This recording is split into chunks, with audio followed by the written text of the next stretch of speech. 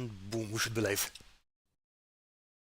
Hi everyone, with me today is Sergei from MiniQuest 64. How are you doing, Hello Sergei? there. Thanks for the invitation. It's nice to be here. Oh, it's a pleasure to have you here. I mean, I've been watching your channel for some time now, and congratulations on hitting 1000 last month, if I remember correctly. Well, thank you very much. Yeah, it was pretty quick, I guess. Yeah, and it's growing even faster. Nice job. Well, I had a couple of friends that pushed my channel forward, like Simon and Lila and Alice and Sam, always from with Brush, just promoting that shit. So it's like Yeah. really cool, but it wouldn't be possible without the help of these people. Yeah, but it moves on because you're making good stuff, so I good wish stuff. I didn't for the last month. It's okay, it's okay. So let's say hi to everyone in the chat, and then we can you can tell us a bit about yourself, okay? Yeah, sure, no problem. Okay, hi Charlene, hi Artman Brick, Campaign Terrain, hi. Hi The End, and Lawrence Davies. Good to see you, sir. Okay, so Sergey. Yeah. What can you tell us about yourself? Apart from the fact that you're currently sitting in geek heaven, looks like. Yeah, I like to buy boxes of minis and put them behind me. I'm a big guy, just likes to paint miniatures. And I guess I'm more like a painter than a wargamer myself, occasionally from playing Warcry. All right. So I know that you're collecting some armies and stuff at the moment, dwarves, if I remember correctly. Yeah, I love the old sculpts. Like they're so charismatic. They have so just great sculpts. I know that the modern sculpts are great too. Like the details are amazing, and the old sculpts can definitely not go up with these today. But I just like the old faces, the little dwarfs. They just look like dwarfs to me, not like naked babies, like the Fire Slayers. I don't want to shit on Fire Slayers, but it's like, I really like the old dwarfs. I really do. I love them. Yeah, I think they're a different vibe. I think they look more like chunky, grumpy guys. Yeah, right. Yeah, saying something wrong, that goes to the book. Yeah. Yeah. What I was like pretty sad they were kind of discontinued. Like I know we have the dispossessed and actual dwarfs in Age of Sigmar. What is like without artillery? And I mean, what are dwarfs without artillery? Wait. Like they don't have artillery? I don't think so in Age of Sigmar. I mean, artillery itself isn't like a big thing anymore. That's in Warhammer Fantasy, they had like 15, 20 cannons, different types. Yeah, and helicopters and stuff. It's like airport helicopters. The Grudge Tower and everything. So, how did you get started in on painting and collecting? I mean, it's I'm pretty sure you've been doing this for some time now. Oh, not really. Like seriously painting, like 5 years. Right. I mean, I was that kind of child that looks through old magazines back then, and I'm from another country. I'm from Russia, right. So my family didn't have much money, so I was just a little child going through old White Dwarf magazines and looking at all these fancy miniatures, but I couldn't afford them. My parents couldn't too, and I just tried to build stuff from Warhammer with my Lego figures. Oh, nice. And yeah, and then when I actually became an engineer and had a little more money to spend, why not? I thought myself, why not getting all the boxes you wouldn't get as a child? And so I did, and for years I collected and painted, and I had a couple of friends that were very, very good painters, and they taught me a lot about that. Nice. And you mentioned becoming an engineer. Does that have anything to do with your liking for dwarves, or is this a different thing entirely? Oh, that's interesting. I mean, there are dwarf engineers, and I like the whole artillery and stuff. So, but I mean, Skaven aren't that much different, except their stuff blows up often more than from the dwarves. Hey, bad engineering is still engineering. Yeah, I guess the things that I like more about the dwarves are like they are stubborn, they hold grudges, and like kind of see myself in that, not in a Alright. positive way. And you have the Fire Slayers, and it's like, if you see a dwarf army, an old Warhammer Fantasy dwarf army, you have like different types of units, Hmm? and like they made a complete army, like with the Fire Slayers being totally red and orange, and the Iron Breakers totally out of metal, and very different units that make a really cool army. And nowadays, if you collect like the Slayers, the Fire Slayers, you just have a bunch of Fire Slayers, and they are not special anymore. If every guy is a heavy dude, then nobody is like that. Yeah, good So point. you need, I mean, there's a scene in The Simpsons and in the movie, in the old one, and some guy from the government said, I want some tough guys and not so tough guys standing beside each other. So the tough guys look tougher. So something like that. Yeah, that makes total sense. And I know we were talking before the stream, and you were mentioning that you're more of a collector than a tabletop gamer, but you're definitely a video gamer. Oh yeah, for sure. Like I like the old Nintendo guys. I have a thing for nostalgia, the good old childhood memories like that. Nowadays we have a lot of problems in the world, and so it's nice to just shut down your brain and enjoy some old games. I really like that. Oh, yeah, for sure. Not to shit on the new games; they are wonderful new games too. Yeah, but there is something about those old 8-bit games and stuff. Yeah, it feels like with the limitation and technique back in the days, they had to be very creative about the things they do. It's like the same with box artwork. Nowadays, it's just a big guy in front with a gun, and back then there were really creative box arts. Like Final Fantasy is something about it. Yeah, I could talk forever about video games, man. Oh, we have time, don't worry about it. Yes. I mean, I noticed that quite a few of your builds have video game characters or inspirations, so I'd like how you're crossing that over. Yeah, it's like with the name MiniQuest 64. It's like the 64 from the N64 is in there, and the idea was like to combine these two hobbies of mine, like video games and miniatures. Yeah.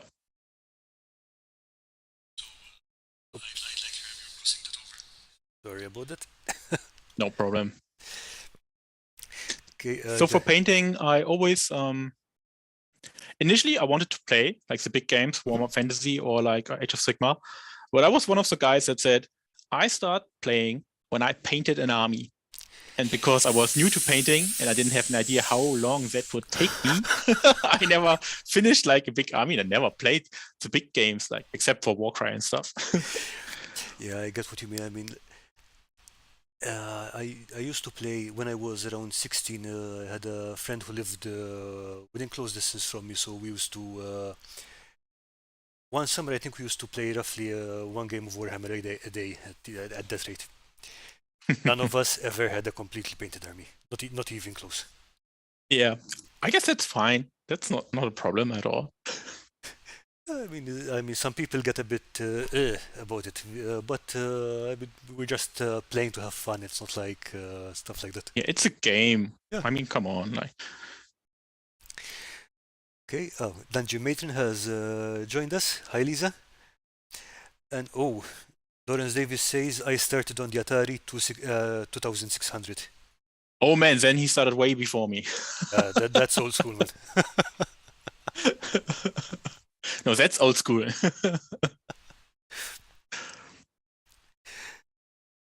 Okay, so apart from painting, you've also done some a little bit of sculpting. Yeah, I tried that. How do you find that? Very difficult.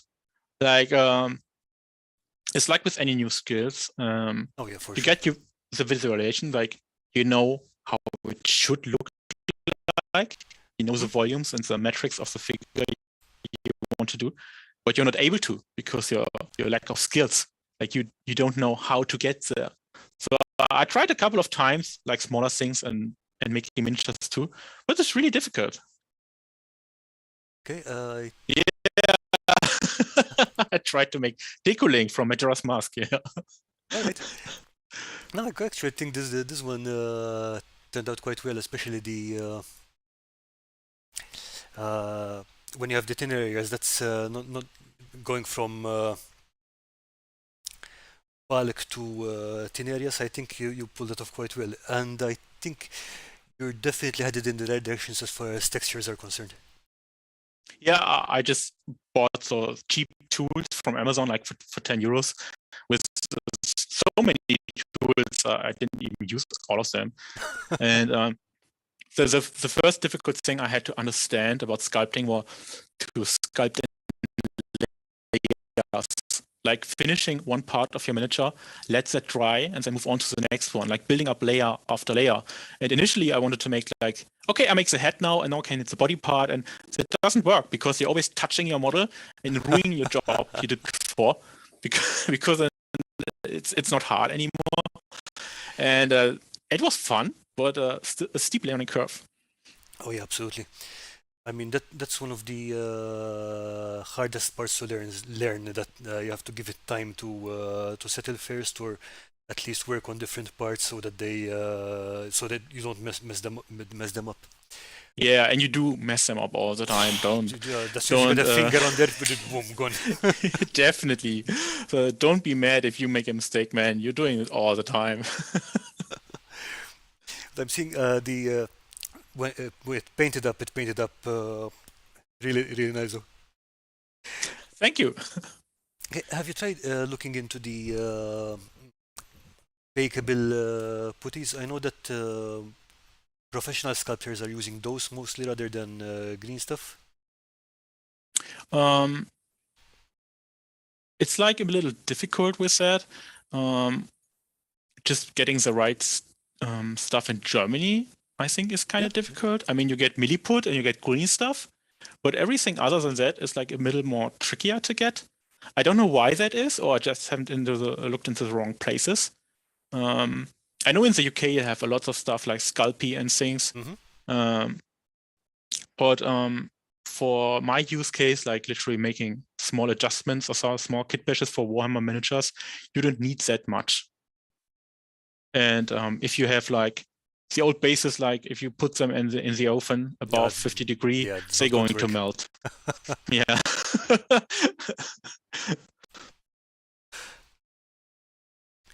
So yeah, speaking of bases, I know that you've got at least one video about making some ice bases.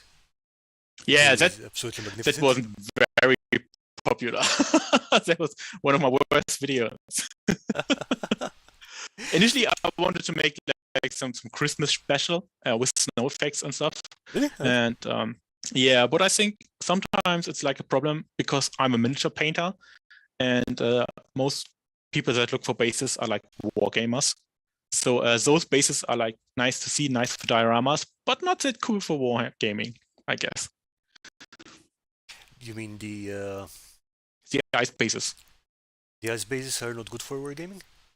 Because they're very thick, like okay, and they're not like they don't have like a standard shape.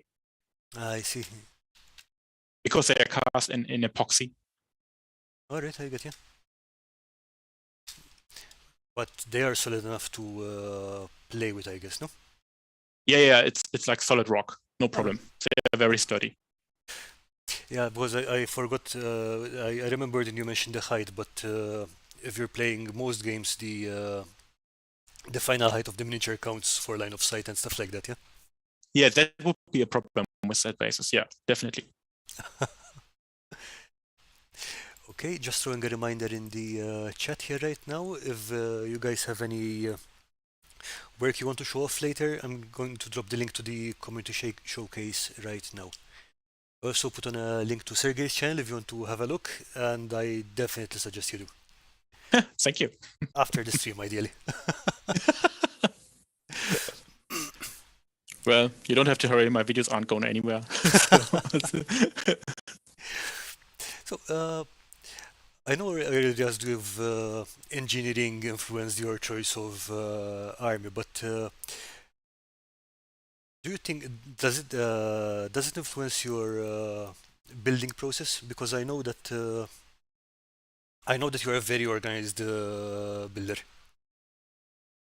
Yeah, I mean, just studying mechanical engineering itself just made my mind think in a special way, like very logic. Yeah, like that's a sketch from my castle diorama, and I really like to plan all the things through completely 100% before I even start with them.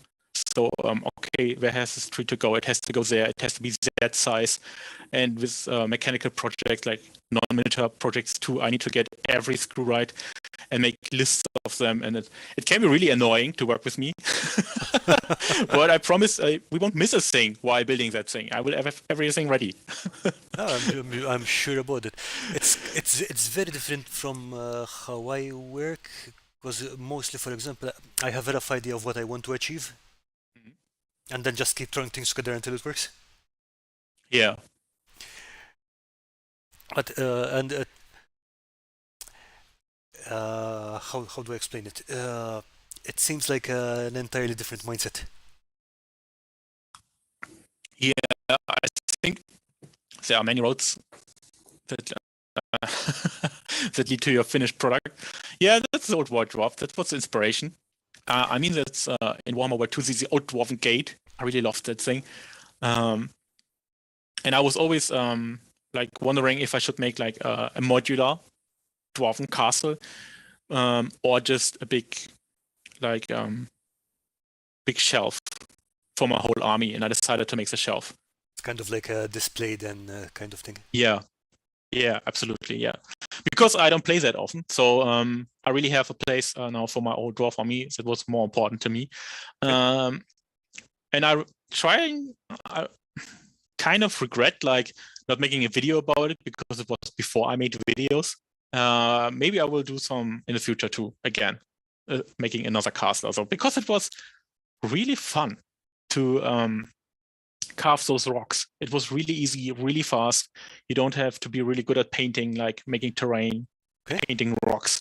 It's like slash together some gray and brown tones and then just mix them while they're wet. And it's really cool. It's a lot of fun. You can do much wrong. Yeah, I combined there's some 3D printed parts like the big statues. The Dwarven Gate I made myself. That wasn't the problem. Because of the shape, I'm a mechanical engineer. I can make like logical shapes. That's not a problem. I couldn't do miniatures. Like that's a different kind of sculpting. And so I really enjoy like putting together different tools, different creation process, and then combine them in some kind of way. When did you put this together? Last year, Alright. I think April or June, something like that. Yeah, this was PVA glue and cheap black acrylic ink. So because of the XPS foam, Okay. so it doesn't just melt with the sprays and stuff like that. yeah, with the adhesions, yeah, correct. So you have to make sure you don't left any part out if you want to spray them with Citadel primer or something like that. All right. Yeah, pretty much do the same for most of my builds. I usually just use PVA glue, so and paint really cheap, and you can see what you're doing. Yeah, right. There are some great YouTube channels about. I mean, Black Magic Craft and Luke Towan, they make so cool things with that. And I guess I learned almost everything about terrain building from those guys. Well, you and me both. And there was a video on YouTube. Oh man, I don't know the creator of it, but he was like just making a big diorama of rocks, and he just cut foam with a knife with different knives and shapes, and just showed how those would look like making a real a different type of knives, how it would look like in the foam. If you cut it with that knife, if you cut it with that knife, if it's that sharp, if it's not sharp. Oh, And that sounds like. at first, it's really difficult. It's really difficult to cast a stone in the first place because you think that doesn't look like stone and I do everything wrong. But the more you proceed with it, you're just cutting like a madman and then chipping that out. And at the end, it's gray and it looks like rock awesome. Yeah, I can't think of. I don't think I've ever seen that video, although it sounds super useful. I'll probably try to look it up later. The one person that I know that likes to do stuff with carving with knives and stuff on terrain is Mike from Net1 Videos. Ah, all right. Okay, I don't have any pictures of his work here, but I found the link. I put him in the chat. oh, perfect. So that's a great video. Ah, yeah, that thing. That looks like a rock. Looks like a rock, and it's got a dwarven face on it. Yeah, awesome. Like totally cool. And it's so cheap and easy to make. Like, yeah, just grab a knife and bloop, bloop, bloop, bloop. yeah, go to your local store, just buy like 2 meters of foam, and you're good to go for the rest of the year.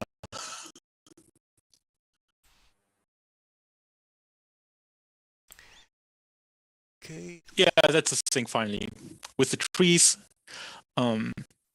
those are like not Warhammer trees. I got it from model train stuff because it's much cheaper than buying Warhammer terrain. Like the big chunks of the train guys. Mm-hmm. Yeah, yeah, They for have sure. so much cool terrain stuff. Yeah, the games. Yeah, and then now it's sitting on my shelf with all my little dwarfs. And every time I paint a dwarf, oh, I think we have a little delay. Yeah, I think we have a bit of a glitch somewhere. Yeah, just move on, Karl. All right. No, but you were saying every time you paint a dwarf, you put it on that shelf? Yeah, and it makes me happy. Like another guy, go to the castle. Nice. I fear the day when I have not enough space. Like I tried to create enough space for all the dwarf units, but as you can see, that's not that much because if you want to make the terrain cool, you don't need like flat spaces, but you need some for your armies. So I guess I need to make another one sometime. Yeah, I guess it will have to happen eventually. Okay. Now moving on to something else. Let's see. Oh yes. So this is one of your dioramas coming up. The turtles from Super Nintendo.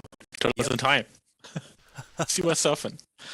That was a cool project too. Like combining 3D printing, XPS foam, epoxy resin, like everything, just combined. And I really liked it. I made some LEDs on top too that can shine in the dark. Okay, I think we have a photo of them with the LEDs on. Yeah, they're not very bright, so this was for the fun of it. But it does make it very atmospheric. Yes, it's kind of moody. Like it's a dark place; it should be dark. Yeah, for sure. But on the other hand, going on to this, the original with the color, I love how bright this is. It's really like that's the color of the video game. Yeah, it should be a cartoon. It shouldn't be too realistic. I mean, it was kind of difficult because in the video game, like you have these totally bright purple wards, bright and orange kind, and I really struggled. Should I make them bright too, or go for a little realistic look? Because if everything is bright and colorful, nothing is bright and colorful. And exactly. yeah, and so the turtles just keep your attention because they're very bright, and the environment isn't so bright. And yeah, that was like I learned a lot of lessons about resin and epoxy casting, which is like either it works totally fine or it's this complete catastrophe and you ruin everything. Yeah. And I made this thing and I posted it on ImageGirl. And this was the piece like that made me think about making YouTube videos because many people ask about it, how I made it. And normally I don't do work in process pictures, but with that, what I did and people really enjoyed. like the whole process, just seeing how it came together. And yeah, because it got so many views and people were like commenting all the time, and yeah, I really thought, oh, man, I should have made a video about it. And Well, that's how the I- thing started. I am glad you started that. Okay, one more, I think. Coming up, a photo of your lovely Misha. assistant. Yeah, he comes always and boops me from the side with his nose and checking in. And what are you going to do? We need to get outside. All that. That's also the part where I tried to get skin colors of the turtles right. And that might not be very popular, or not many people think about it, but it is really difficult just to get a color and then trying to get that one right with Citadel colors or Vallejo or whatever. Just getting the right tone is really difficult if it's not something you have on your shelf already. Yeah, for sure. The thing is that, if I remember correctly, I think Dwarven Hobbies had done a video about paint pigmentation and stuff like that, Yeah. and he was explaining how all these wargaming colors are already mixed, so they're different mixes of pigments. Yeah. Versus artist colors, which only have one pigment, so they're easier to mix. So yeah, I guess. Yeah, Brent is a chemical engineer, I Yeah, guess, yeah. or something like that. Yeah, he knows that stuff. That's like black magic to me.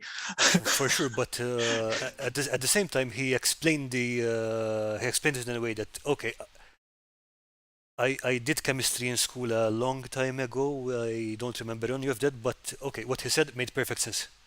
Yeah, yeah, he made great videos about. He made one about resin, 3D printing resin too. Oh yeah, that was also a very good one.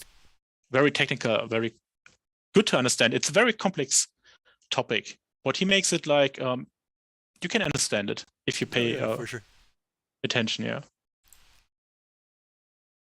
Okay, let's jump on to the next. I think we have another. Yes, another Ninja Turtles shot. Oh, that's from the my action figures from The NECA. action figures, yeah. They are pretty tall. They are freaking expensive. I mean, they're this big or something like that. I don't know. Initially, I ordered just Raphael, one of those guys. Okay. And then a friend of mine just was like, "Okay, you bought one turtle, yeah. Okay, why did you just buy one? They are crazy expensive, like 150 euros. They're coming from the USA.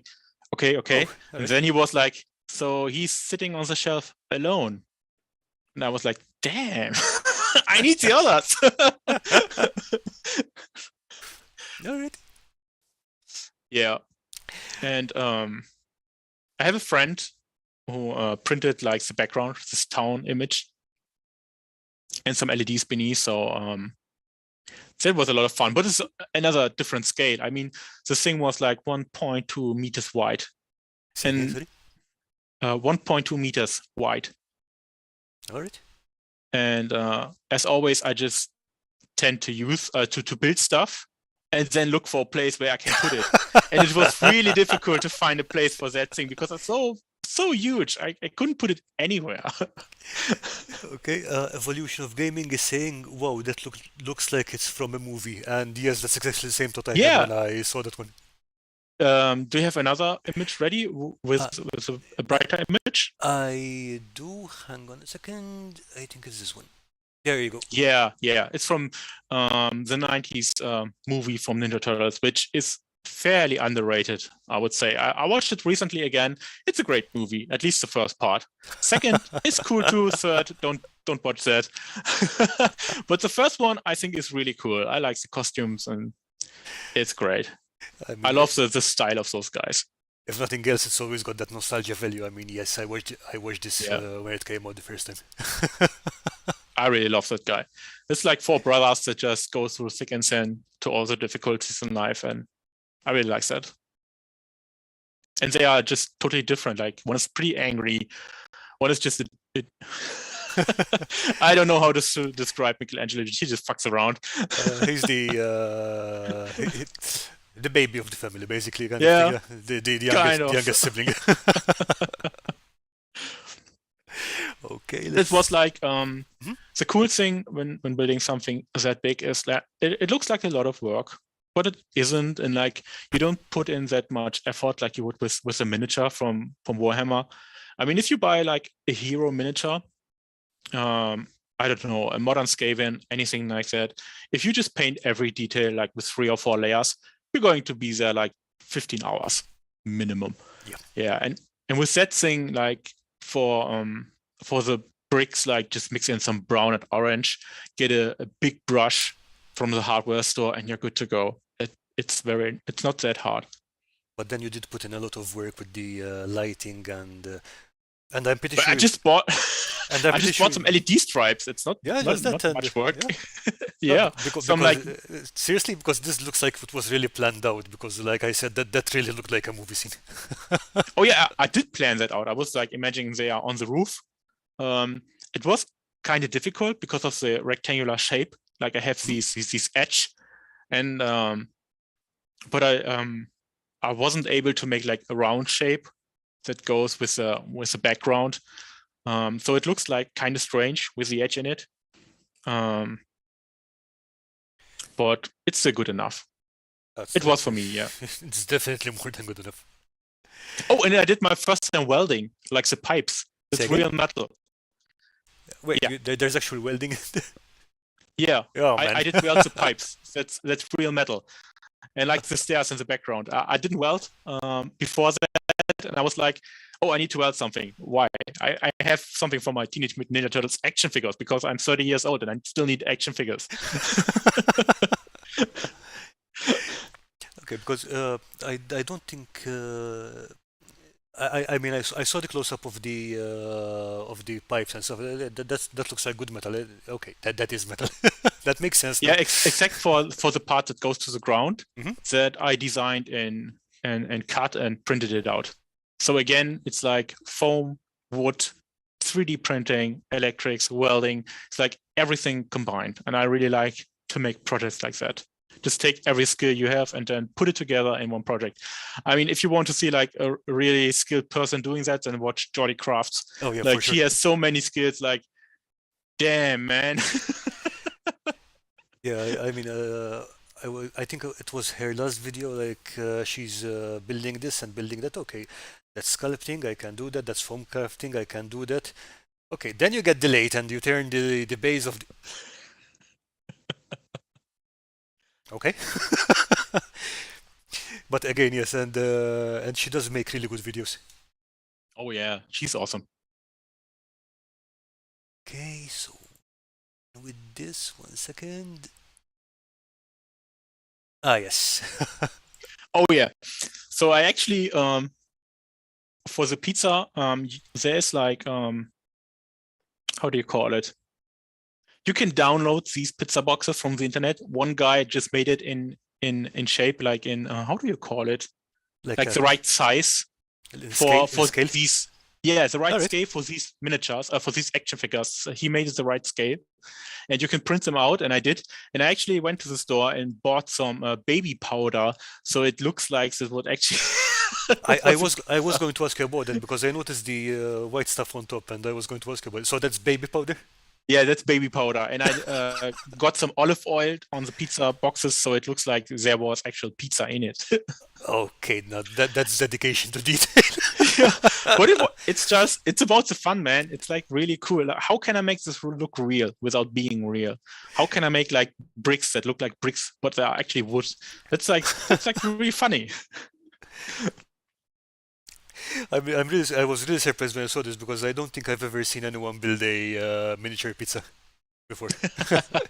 Never mind the pizza box, literally the miniature pizza slices. The slices are actually part of the action figures. So I didn't build the pizza. So you get some things to eat for Michelangelo and stuff. And but you don't get a pizza box. So what are you going to do? You make a pizza box. Yeah, they're not going to carry them in their hands like savages. It's like okay, and yeah, you can see the size. Yes, so it's pretty big. So I'm like 1.90 meters big, and I weigh about 120 kilograms. So I'm a big guy, and that thing is even bigger. So have fun finding a place for that. Yeah, I can imagine. Did you find a home for it eventually? How did you work that out? I don't have it anymore. I Oh, need to move the space and I couldn't take it with me. So maybe I build another one in the future.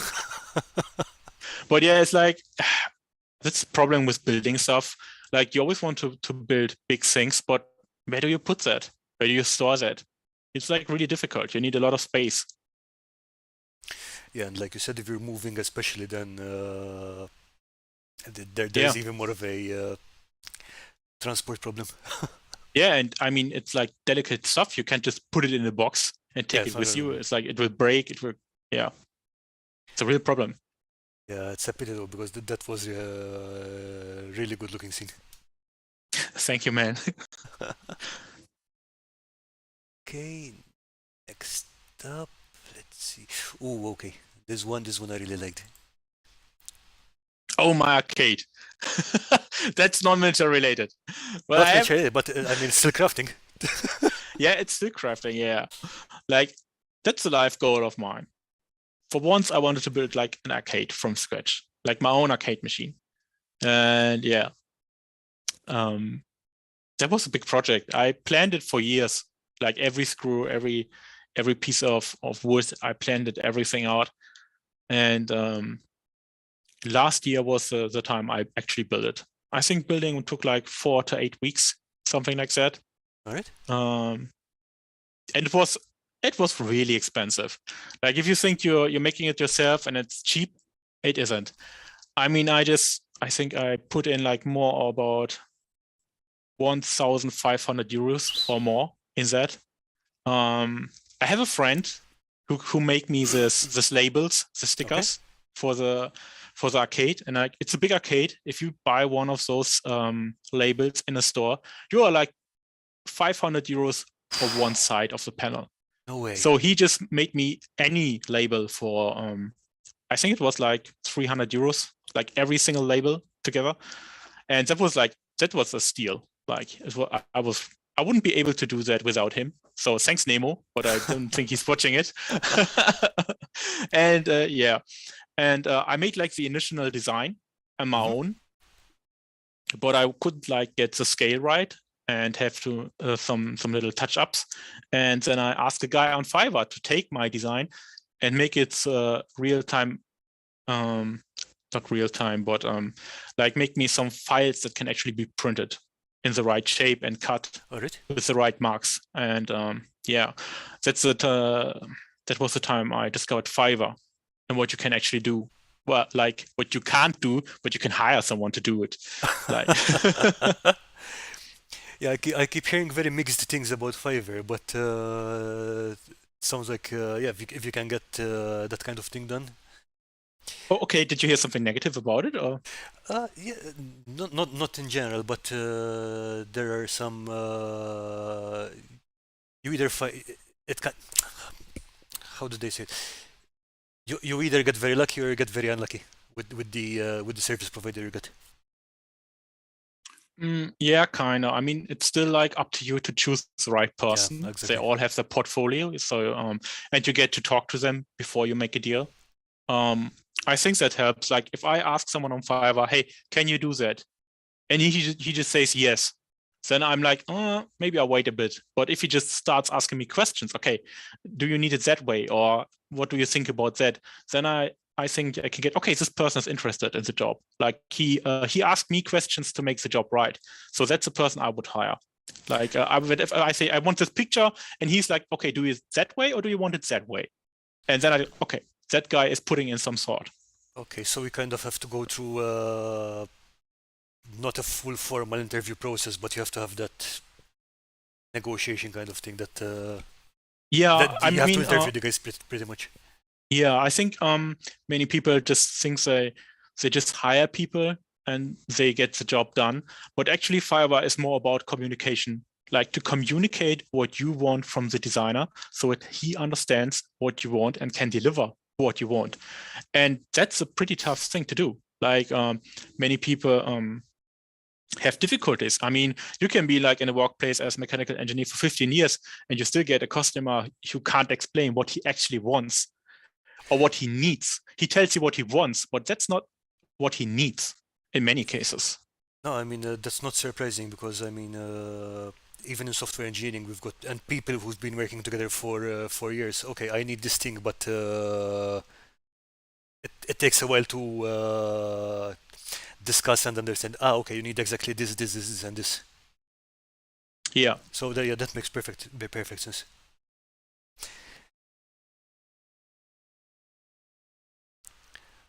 Okay. So what are the panels made of, and what was the most expensive part of this apart from the stickers and stuff? So I think the electronics Hmm? kind of expensive. I mean, the wood is too. The wood is expensive. Even if you also, it depends how big you wanted to build and how many functions you want to have. Right. The speakers, the audio, that's not very expensive. The joysticks and buttons, like you can get cheap ones from eBay. I bought one from China, like 10 euros for a set of 2 players. Right. And I pressed them and it was, Oh. it doesn't feel right. It doesn't click right. It doesn't sound right. And then I found a shop in the Netherlands. Okay. And I bought really expensive buttons and joysticks because it took me some time to just really get that part. Like when building a computer, many people just buy expensive graphic cards and like a good mouse, but they try to cut the budget on the monitor. But yes, like that's the thing you are staring at like the whole time. And it's the same with the monitor and the buttons on the arcade. Like you're pressing that thing, you're pressing buttons. You build it to press buttons, so the buttons need to be good. Yeah, it's kind of the point, isn't it? I mean, like yeah. So I had the most fun for me was like the electrics because I'm an electrician in the past. I learned that as a job, yeah, and that was like the most fun part.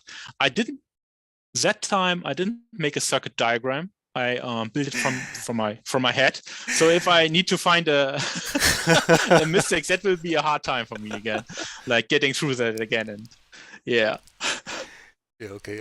Speaking of someone who can't do a circuit even with a diagram, that is very impressive. Yeah.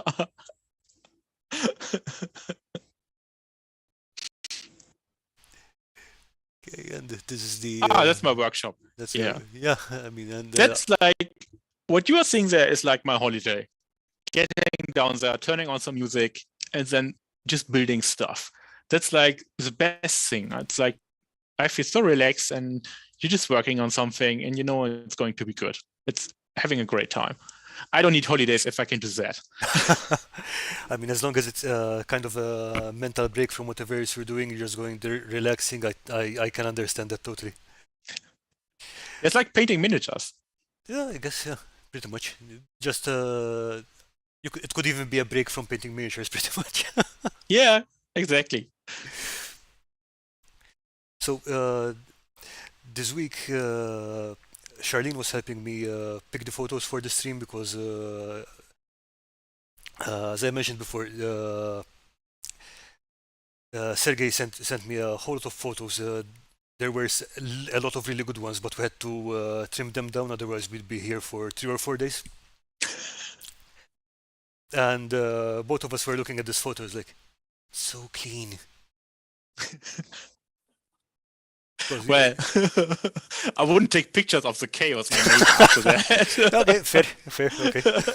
I mean, give me like 5 minutes and it looks like Nurgle himself was summoned on my desk. But it's like I really like to clean the place once the project is done, and just mentally just finishing it by cleaning all my tools. And at that way, I really like going to my workshop and having an empty space, and it's like I'm just seeing potential, like future projects I could do, and just nice, just going with my hands of all the wood, just touching everything. I can build something different now. Yeah, I get you. Rather than I wonder where that thing is or whatever. But yeah, I should definitely try that sometime. Okay, Sam L is asking you, which fighting games are you good at? I hope Street Fighter. I'm actually not that good at fighting games because you have to memorize all the patterns for the attacks, and I'm not that good at. I'm really good at jump and runs, like the old Donkey Kong Country, Super Mario World. That is the games I really liked. Super Wonder Boy, that kind of thing. Yeah, yeah, exactly. Yeah, I I'm mean, I love playing Street Fighter, but at the moment, like, it turns into like a challenge, like real challenge. It's not fun anymore. I just want to play it for fun. I don't want to beat my opponent in every single way. Like, don't I? It's like Super Smash Brothers. I just played for fun. yeah, kind of just chilling with friends rather than full blown competition kind of thing. Yeah. So getting serious at the video game just takes the fun out of it for the most part. Like speedrunners, they have to perform really high. And I find that kind of counterproductive. It's like, yes, I'm just doing this thing for entertainment, but I'm making it serious. Yeah, kind of, yeah. Okay, I think more photos of your workshop. here. Yeah. I try to I don't know. I'm that kind of guy. Like every 2 or 3 months, I rearrange everything. Really? Just yeah, like my own hobby room, and I always try to find the perfect spot for every tour. And then building more on it, and okay, the 3D printing parts could now be done there, and then I go for soldering. I go up there, and okay, I could switch that. Now it's easier, and all the time now. Right now, I just make the whole workbench clean and put all my 3D printers there to print some terrain for a Motorheim board. I actually, yeah, we can talk about that in a second because that sounds really interesting to me. But I think we have a photo of your, yeah, 3D printing station here. Yeah, that was my old Ender 3. I still have a Prusa now. Okay. And a big skeleton I printed. That was fun. It's a big T-Rex. And like with the resin printing, you have to be like really clean. Because you are working with some, I wouldn't say toxic materials, like resin isn't that toxic, but it's not harmless at all. You don't want to go splashing it around your face and fingers and no, so on. Yeah? No, not at all. Like always wearing, it's like safety goes first, man, every time. I'm very careful about tools and everything. I mean, I know guys that work like for 20 years with wood and then they cut off 4 or 5 fingers. And I don't want that to happen. I need my fingers. I want to make more projects. Yeah, for sure. And yeah, I mean, you shouldn't be scared of your tools and the materials you work with. You should have some respect. Yeah, like with electricity. Yeah, that's the exact word for it. Yeah, if you're an electrician, yeah, you know that stuff. Yeah, you know what's going to happen. But one false movement, and it could be the last one. Like, you have to pay attention. Respect that. Oh yeah, for sure. I mean, it goes for everything, including knives and blades. I mean, like, as soon as you, something as simple as a knife, as soon as you treat it with, yeah, it's okay, whatever, you're going to get cut. Yeah, I cut myself all the time, man. Ask my girlfriend. I cut myself so horrible from time to time, and I'm just okay. I'm just getting there, and I mean, I think many miniature hobbyists will relate to that. Like, you know you are going to cut yourself. You know it, and you still are. I can get it, and then you cut yourself, and you're like, yeah, I knew it. Yeah, it's like that kind of thing. Okay, possibly this blade is a bit too dull for this thing, but I'm going to might be able to do it anyway. The most time I cut myself is actually when removing supports from the 3D printing. Yeah, I don't know why that is. All right. Okay, the end is here in the comments. Removing a stubborn print from the build plate. Yeah. Ooh. Is that because you're using that kind of knife thingy to scrape away the? Yeah, could be. I don't know which 3D printer he's talking about. Like, is it a resin printer or is it an PLA, like an FDM printer? That would be interesting. Yeah, but definitely any tool that does cut stuff or burn stuff or whatever needs respect. Yeah, with my expensive printer now with the Prusa, I just have like a bendable build plate. So I just bend it and the 3D printer snaps off. I don't have to cut All it right. anymore. Okay. So that's one danger less for me. That's why we spill super glue over our hands so that when we cut ourselves, we have protection. Well, it's not a bad idea. I mean, if you don't have anything else going on, like super glue will just close the cut. I think that's fair. That's not a bad thing. If I remember correctly, that's the point. Sorry, that's the reason that super glue was invented in the first place, and then they just found that oh yeah, it works better for other stuff than for flesh. Yeah. So, going back to your workspace in general, do you have any advice for like, okay, this is a good storage solution for this kind of thing, or this is the way you can plan out your storage of tools and stuff like that? Any tips and tricks for that? The most important thing is like the work height, like your desk. How high is it? Like you can work on it like in a comfortable position, because you're going to do that a lot of time. So getting the height right is like the first important thing. And like the second important thing for me is have a place for every part you have, for every tool you have, just not throwing stuff up on each other or that. So we kind of have stations for everything then, rather than Yeah, like you can see this blue mat on the desk with the 2 monitors. That's yes. like my soldering station where I do sockets and electric components. And if you go more over to the left, that's like we have some screwdrivers and stuff, and just can drill stuff and some mechanical screws and everything. And if you go more to the left, you start seeing some tools and some 3D printing stuff. Like it's hard to describe because I'm just I'm just not that good at English. Just trying to see it here, but I'm seeing the other preview on my mobile, so it's really small, so I can't really point you out to that. So I see the workplace. I'm sorry. So I'm sorry. I said I think you've got some dust extraction in there, if I saw correctly. Yeah. I think it's important to build a workplace that fits your use case. Like, what are you building the workplace for? What are you going to do?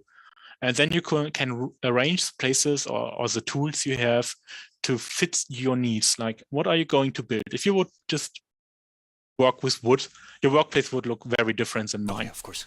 So, like, what do you make like some goals?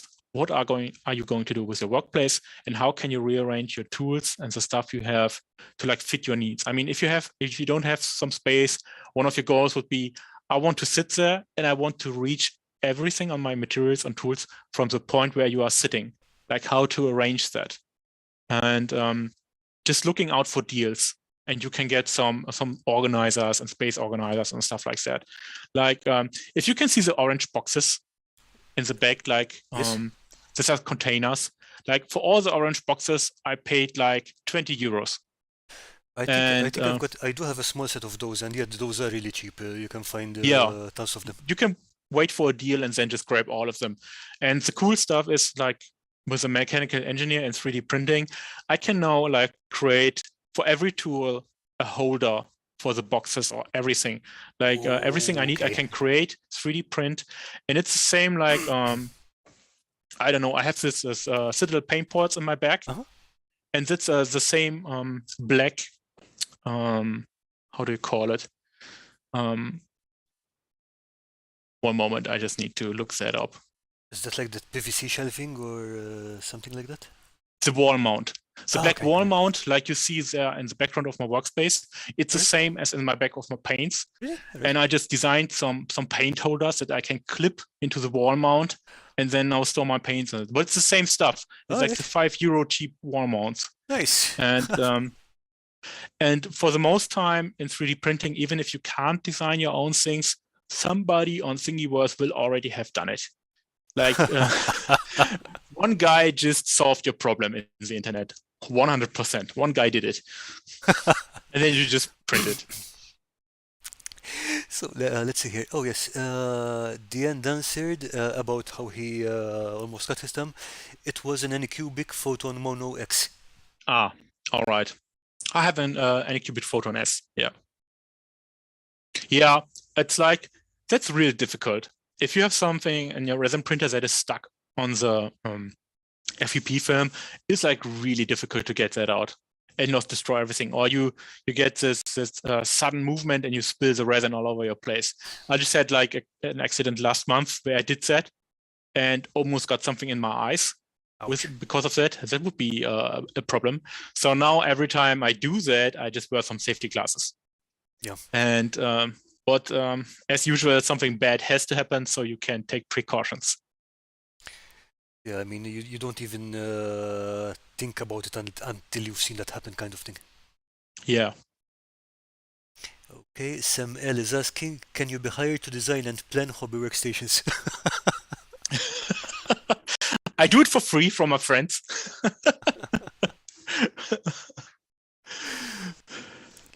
But I can't be hired for that. I mean, for the most time when you do that, you have to be in place. Like I think it's pretty difficult to design that if you're not there. Just getting some isometric perspective of the room and the possibilities. I just need to see that to adjust what I can do. Yeah, I think it's like being an interior designer and not actually visiting the place. Okay, the end. Wow, I'm going to wear glasses from now on. Thank you. I didn't even think about that. Yeah, Yep, same here. I'm Yeah. printing for 2 years now, and I didn't think about that too, man. And I was like, I was just sitting there, resin all over me, and I was like, fuck, man, that could have gone wrong. Like, I don't think it's like a good thing to get that in your eyes. Nothing is, but right, resin, oh no, Yeah, man. for sure, no. I was like real in shock, like for 2 seconds. Okay, did I get something in my face or I didn't? And the next like 10 minutes, I was like, man, you're an idiot. You should have known better. Yeah, I guess Cross from Carpenter in here is saying crafting scars, very few. Back when I was a carpenter by trade, I went literal years with at least one bandage on at all times. Yeah. Yeah, yeah, I mean, Yeah. and that is probably why. Carpenters is like a good carpenter doesn't have all of his fingers like that. Yeah. It's like Yeah, an experienced one probably no. yeah, it's like they work with heavy tools, man. And if they Oh, make yeah. a mistake, it's like the problem is like with my resin accident. If you work with your stuff into your tool for a long time, you get kind of used to it. It becomes routine. Exactly. And if it, yeah, and that's the time when mistakes happen, if it's routine. Yeah, that's the same thing I was trying to say with knives earlier. Like it's as soon as you get too used to them and you start not paying attention, boom. Yeah, and it's like I made some epoxy videos like with the Murloc diorama, and I make some safety warnings too. I mean, yeah, safety warnings suck. I don't like to read them. They are not entertaining, and I don't want to listen. I want to try it myself and make my mistakes here. But it's like some really bad stuff can happen. Even just cut some wood. If you're not used to it, if you don't have any experience in that, you can really hurt yourself. And I mean, that's a mistake like losing a finger or so. You're gonna have to fun the rest of your life with that. It's not funny. Yeah, I mean, when you've got things like, okay, if you mess up, then you might cut your finger a bit, you know, it's one thing, but hey, if you mix these things wrong, they will make fumes that will straight up kill you. Then you have to be a bit more careful there. Number one most dangerous carpentry tool is a dull chisel. Yep. Yeah. Yep. Yeah, I can attest to that. It's another thing, like if you're working like with heavy tools, try not to do it alone or have someone in reach in case something goes wrong. Like if you cut something off and you're bleeding out and you don't have anyone to cry to or scream at, oh man, you're going to have a bad time. Yeah, I mean stuff like circular saw stuff. You are not going to have time to go and ask for help. Yeah, I mean I have a camera in my workshop, and my girlfriend can like look from the phone into my workshop what I'm doing. And if I'm working on some heavy tools, I'm always telling her, okay, I go downstairs now. I'm going to work on that. And if I'm not coming up from an hour, she's looking after me, something like that. And I think it's important. Yeah, for sure. I mean, What you just mentioned is also, I think it's an aspect of safety which we don't often think about either, like having a backup, kind of. Yeah, Not a but backup, what do you call it? A monitor. yeah, right. Okay, Martin from Palpatelia joined us. Hi, Martin. Good to see you. Yeah, guten Abend. And Earthman Big. Oh, ouch. Earthman Big's carpenter. Sorry, granddad was a carpenter before the war and had piece of metal in his eye. Ouch. Yeah, yeah. Those pieces can be so small you don't even see them, like grinding or something like that. Safety glasses are highly underrated. Safety glasses and respirators. Yeah. Okay, I think should move on because now I'm starting to feel my all my okay. I should use these more and stuff like that. So my conscience is like, let's move on to something else. And there you go. That's the first Warcry edition. The terrain you see there. I painted that in 2 weeks, All right. and then I built a desk for it because Yeah. I need a desk. It's more desk I want to talk about because man, that's some really serious stuff you've got going there. Well, So so the interior is lit with LEDs. yeah, like around them are some LEDs. It's like this pretty dark picture. It's difficult to talk about that, but it's like it's just made for Warcry. And I have some acrylic plates. A friend of mine who also made the labels from arcade just lasered the big Warcry logo into the acrylic plates. Okay, hang and on, I can put that on top of the Warcry table. Did I have a picture about it? Ah, yeah. So I can put the acrylic plate on top of that, like where the hole is. All right. And the big Warcry logo is there, so I can pause my game and put the plate on top and just like use it as a regular desk. Nice. So it's literally the opening is just for when you're playing, and then you can cover it up and keep going. Yeah, Ooh. so it doesn't collect dust or something like that. I mean, I could have built it bigger, but I was like, I wanted to make some 3D printing parts that I could attach to the desk and then have some little plates for rolling the dice, to getting your markers all and stuff like that. And you have everything under your table, and if you want to start playing, you just put them on top. And you have some mechanical stuff like to really get fixed on the desk and then play around. And afterward, you just put it all off, put the acrylic plate on top, and then you're done. Nice. And the bottom part, like the black wood you see, these are some cheap IKEA tables, like 2 of them. No way. On top. Yeah, it's like, that's the cheap stuff. I don't need something expensive for that. I just had those laying around. It's an IKEA table on top of an IKEA table? Yeah, and I made some some angles, 3D printing angles, so I can like screw them together and then put the desk on top. Nice. And I can detach that, and then you have like the upper desk part and 2 IKEA tables. And you can lower it or make it higher with another IKEA table that costs like 15 euros or something like that. That's genius. I really like the time that you took the time to also put the Warcry logo on the side, and you know, it's little touches like that. It kind of feeds into more into like the same aesthetic of the arcade game. Yeah, it's like love to the detail. Yeah, but what really surprised me is that you actually planned for the cup holders. that is genius. Yeah, I wanted to cup holders, and I want LEDs. Like everything is better with LEDs, and so if they can change color too, that's even better. But it was like I miscalculated the size. I had just some bad pictures on Amazon. Those are for boats, cup holders for boats. I couldn't find anything good, and they were too big to print them myself. All right.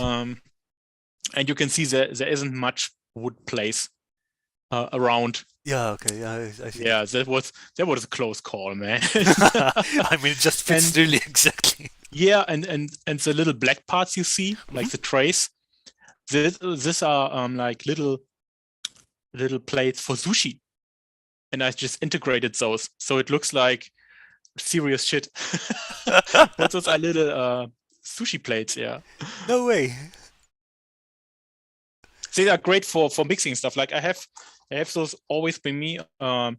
So just a couple of those sushi plates, and I can mix some PVA glue in them or stuff. Nice. I use it for everything. All right. Hey, that's really cool.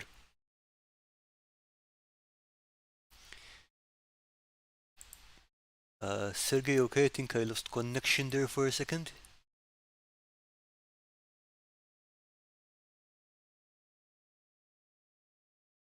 Hello?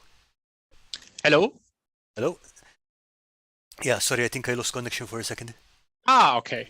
All right. I'm hearing you again. I thought it was on my end.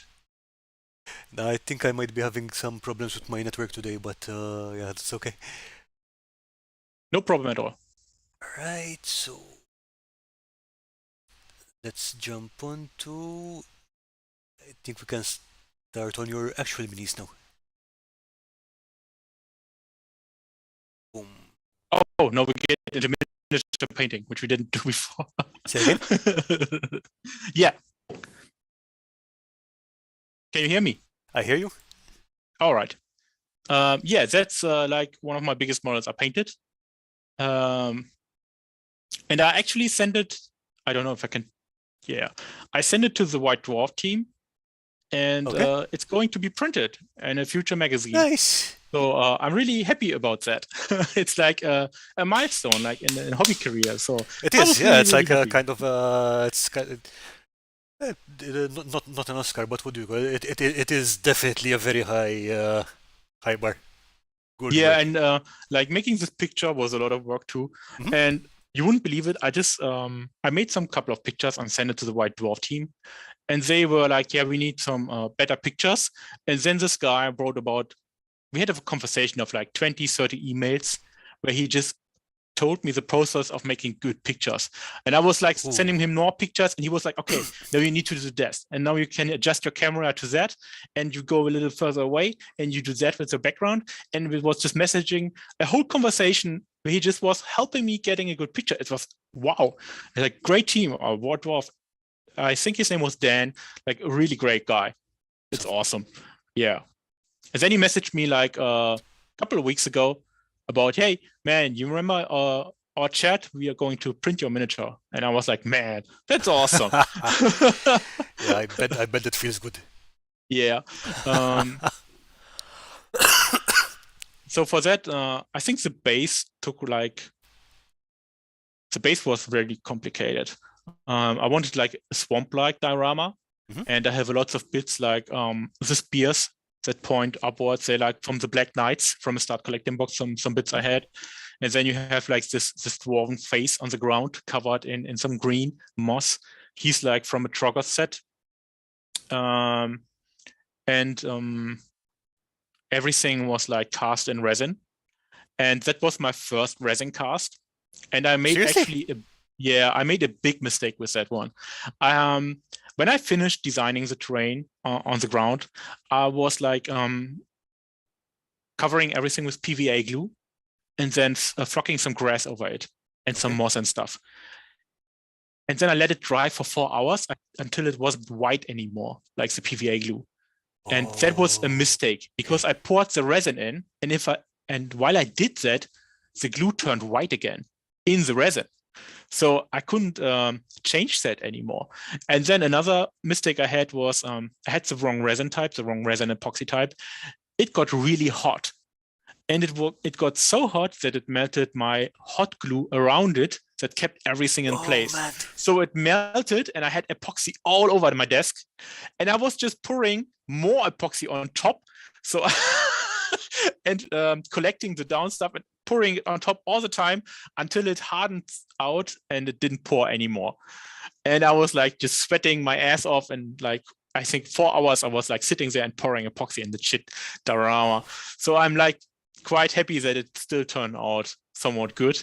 And to to hide the white PVA glue on the ground, I just made a lot of waves. Like he just smashed into the swamp. It creates a lot of waves, and it looks like it's like planned from the beginning. But to be honest, there was just mistakes all over the place. Yeah, I think we need Bob Ross in here. It's like we don't make mistakes, only happy Yeah. incidents. Oh, you can make mistakes. Yeah, actually, for the paint job itself, it wasn't that difficult. Like I was really like I had some deep respect for the Morg Crusher. Like he's a big model with many details. But it wasn't that difficult. Like I had just where his skin meets with the scales. I just did some wet blending, like from the skin tone to the green, and from the rest it's just dry brushing, like just dry brushing. And I think it took a week to paint the Morg Crusher, and another week for the orc guy. And I really like how the colors work together. That the yellow on the rider really pops, but the skin of the Mokrasha. Yeah, it had some nice contrast, but it's actually like the box art. Like I'm a sucker at choosing my own paint schemes. I like to paint like the box art, and I did so in the past even more because when I paint something like the box art, I have like something I can like a template kind of thing, like a reference. Yeah, a reference, and I can compare it with a paint job, and then okay, how did I achieve that? Is it a good paint job or not? Because I have the perfect paint job on my box art, and I can like compare with that.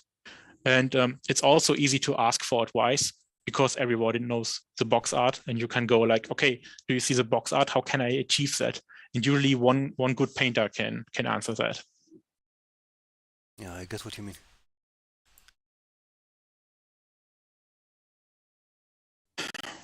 Yeah.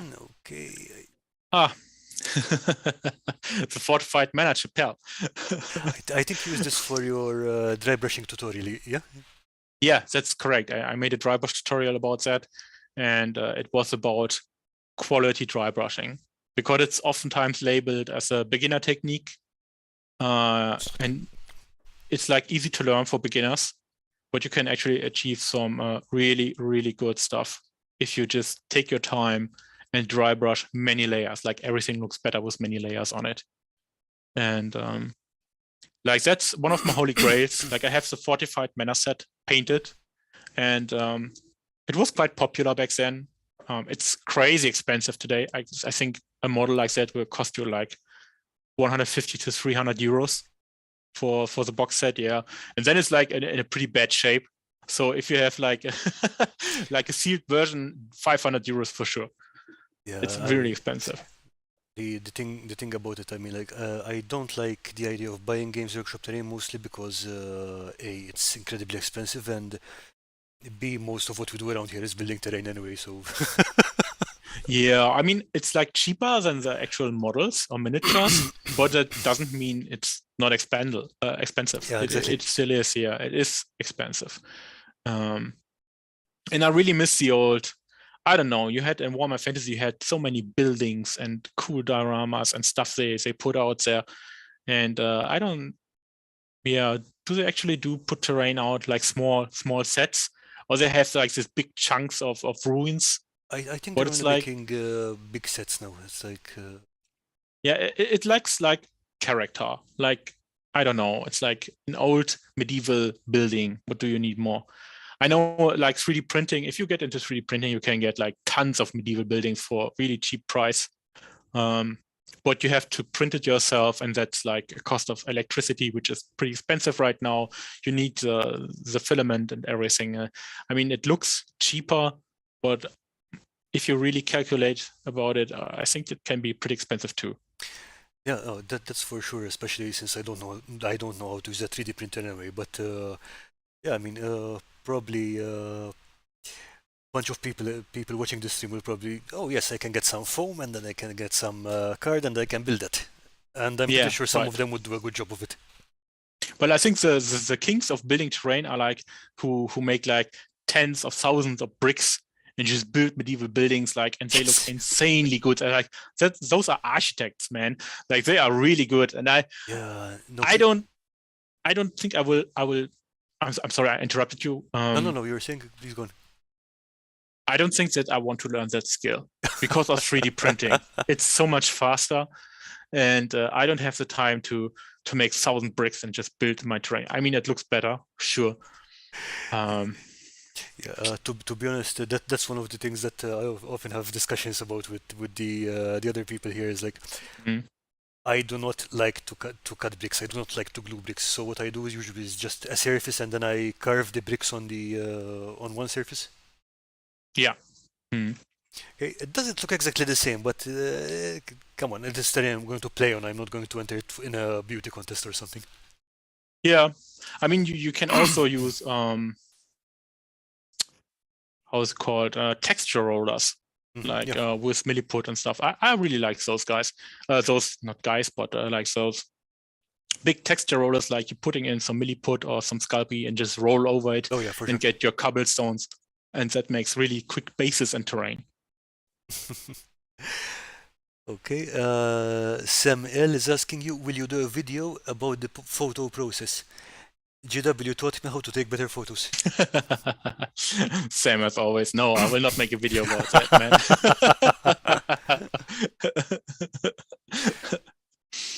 Yeah, it would be super useful, but I think that might be something that would get you in trouble, something like that. Yeah, it's just a really nice and kind experience. I don't need to make a video about it. I just thought it was nice to mention, like, that the Games Workshop White Dwarf team is just really nice people and really helpful. Definitely. I mean, the fact that they went to that length to help you to get your photo there, that's just really good stuff. I just sent them a picture and they were like so helpful, and I didn't expect that at all. I didn't even expect like they would answer me. So that was really cool. So shout out to Dan, really nice guy. Okay, next up we have some Slayers. Yeah, it's my favorite dwarves, my little Slayers, like these orange beard, green trousers, nice contrast. They just look like ready for war. And those are my favorite sculpts. Those little guys. I think I have the the Demon Slayer at the back over there. I think I've painted him and stripped him down about 3 times now. Which one? On the right side, the big with the big axe, yeah. Yeah, that's my favorite sculpt. And in this picture, this is the first time I tried non-metal metallic. Like, he's the only guy with non-metal metallic, and the others are just like lead belcher and Nuln Oil. And I think it took me 8 hours to paint the axe. Like, it was cool, but if you want to paint like every single miniature like that, you're never going to finish, man. Oh, yeah, absolutely. Yeah. I think. No, please go on. What I like about the Slayers, like them, is just they have so many contrasts and colors that wouldn't fit together in any other miniature. Like, you can make green trousers, you can make orange beards and blue tattoos, and they still look kind of like it looks right. It doesn't look wrong in any way. Yeah, I really like those. Yeah, I mean, and there's also the again, there's kind of a template, like you have to have the red hair, but then you can just go whichever way you want to go with the rest. Yeah, sure. Whatever you like, man. I think Brand from Goobertown, he makes such interesting videos where he just randomly picks paints and then paints a miniature, and he still manages to get like cool results and cool color schemes. The Goobertown roulette, yeah? Yeah, I really like those. Yeah, I mean, the surprising thing there isn't that he just picks up, I don't know, this color and this color. I think he rolls for it, or he. He rolls some dice, and he actually has some wrapped in miniatures. He doesn't know what's inside. He just picks one. Yeah, it's great, man. It's really cool.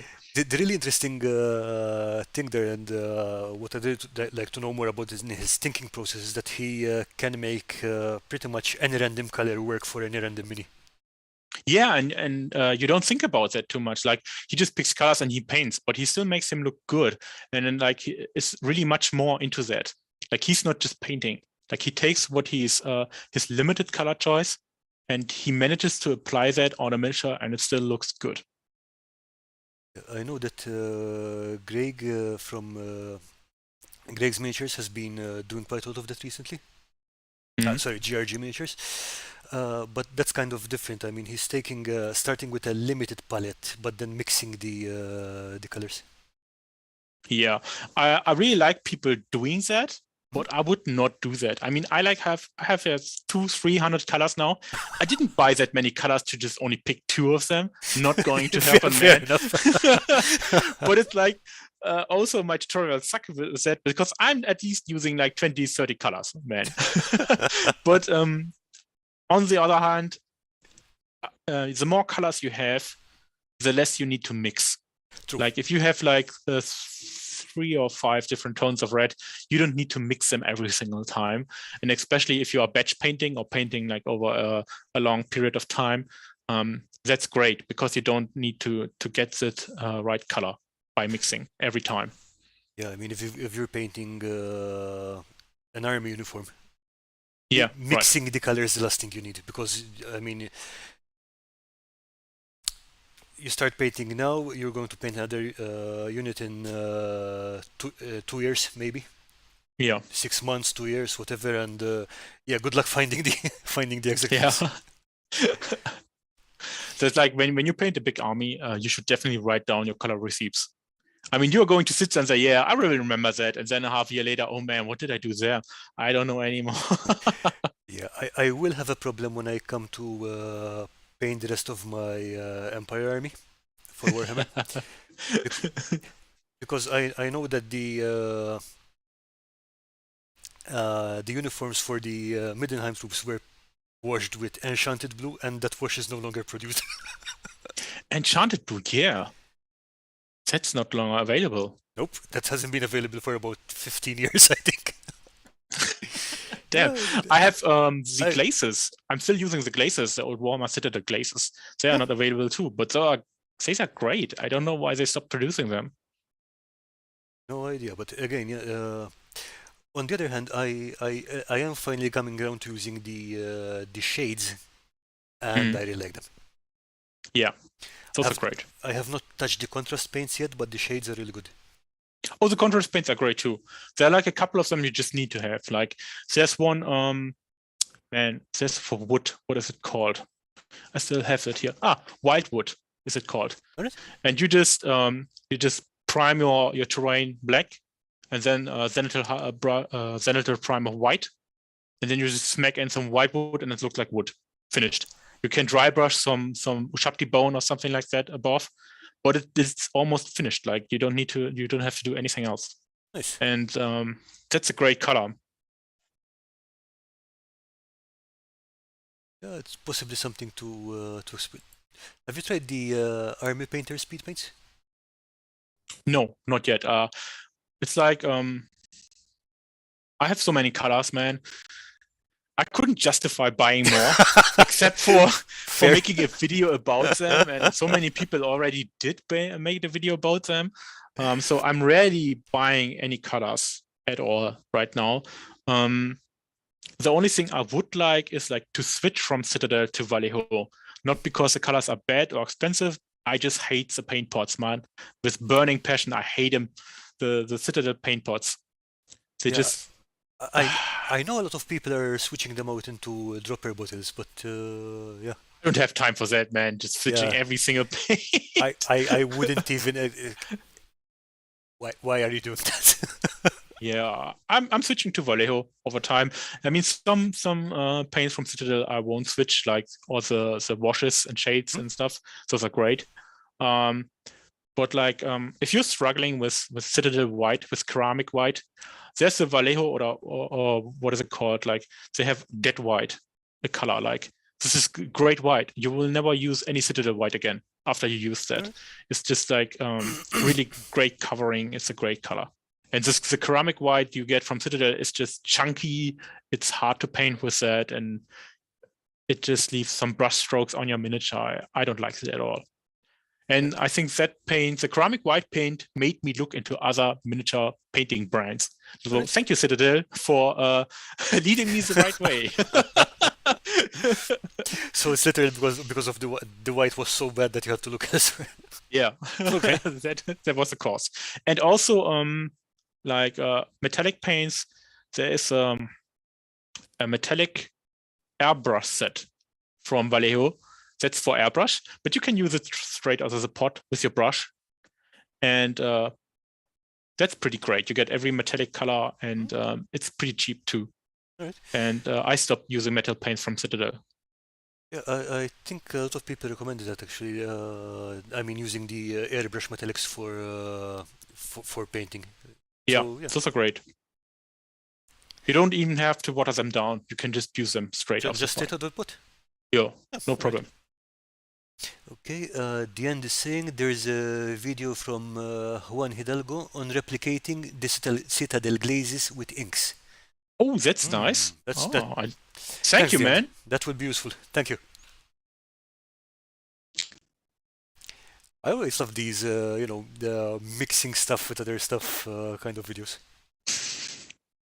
Yeah, I mean, if you run out of stock from your paints, and you often do because you have many paints and you don't use them that much, then you need something that looks similar.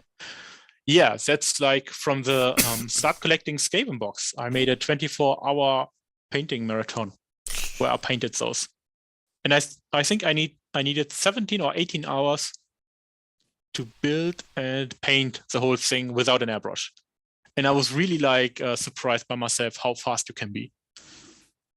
Okay, you have to tell me more about it. The first challenge for me on that one was to stop being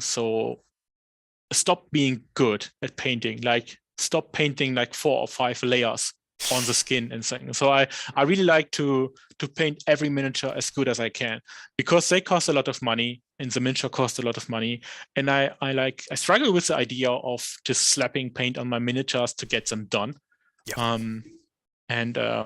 So that was the first time I needed to do that because I just had 24 hours. So as always, I just primed it with black and then a zenithal prime with some white. And like the wood, you can see the wooden construct is just the Citadel contrast paint, white wood. Is And just then the recipe you mentioned earlier? Yeah. Nice. And then just dry brushed with some Ushapti bone or Sundry dust or something like that. And then painted the metallics. I watered down some skag brown heavily and made this rust effects. And it was pretty quick, yeah. And I think for 17 hours, it just looks good enough. Oh, I'm satisfied, yeah. I mean, it could be better, but some parts I couldn't even improve. Like, I just like this mess of brown on this catapult. Like, yeah. I think I bought an old collection from eBay from an old woman. She not eBay directly. We have something similar in Germany, like eBay Kleinanzeigen. It's like Craigslist in the USA, I think. So second-hand market. And she just I bought some dwarfs from there, and she put in a lot more colors, like way old colors for me. Right. And how is it called? Yeah, the color is called vomit brown, and I never used that before. One. Yeah, and I thought, man, that's a fitting color. And I just slapped some vomit brown on that and some red washes while it's still wet, and then I mixed it all together, and so I get this strange color. Yeah, I'm pretty sure that was discontinued along with the same range as Enchanted Blue and so on. That paint goes back a while. Yeah, that's pretty old. And like with the base, that's a texture roller again. So there's a cobblestone, and I just put all my bases on double-sided tape, and then milliput on everything, and then I rolled just over, and all the bases were like finished. So to get that done in 17 hours, it's not like I just sat down and I had no idea how to proceed. I just planned for 2 weeks.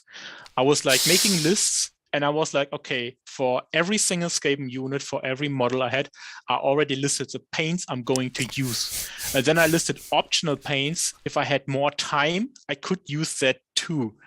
And so I have like 8 pages of paint receipts and like the whole process, which I paint first, second, third. And I had everything ready, painted on the wall, pinned it on the wall. And while I was painting, I already know exactly what I'm going to do from start to finish. And I think that was like the key element why it was so fast.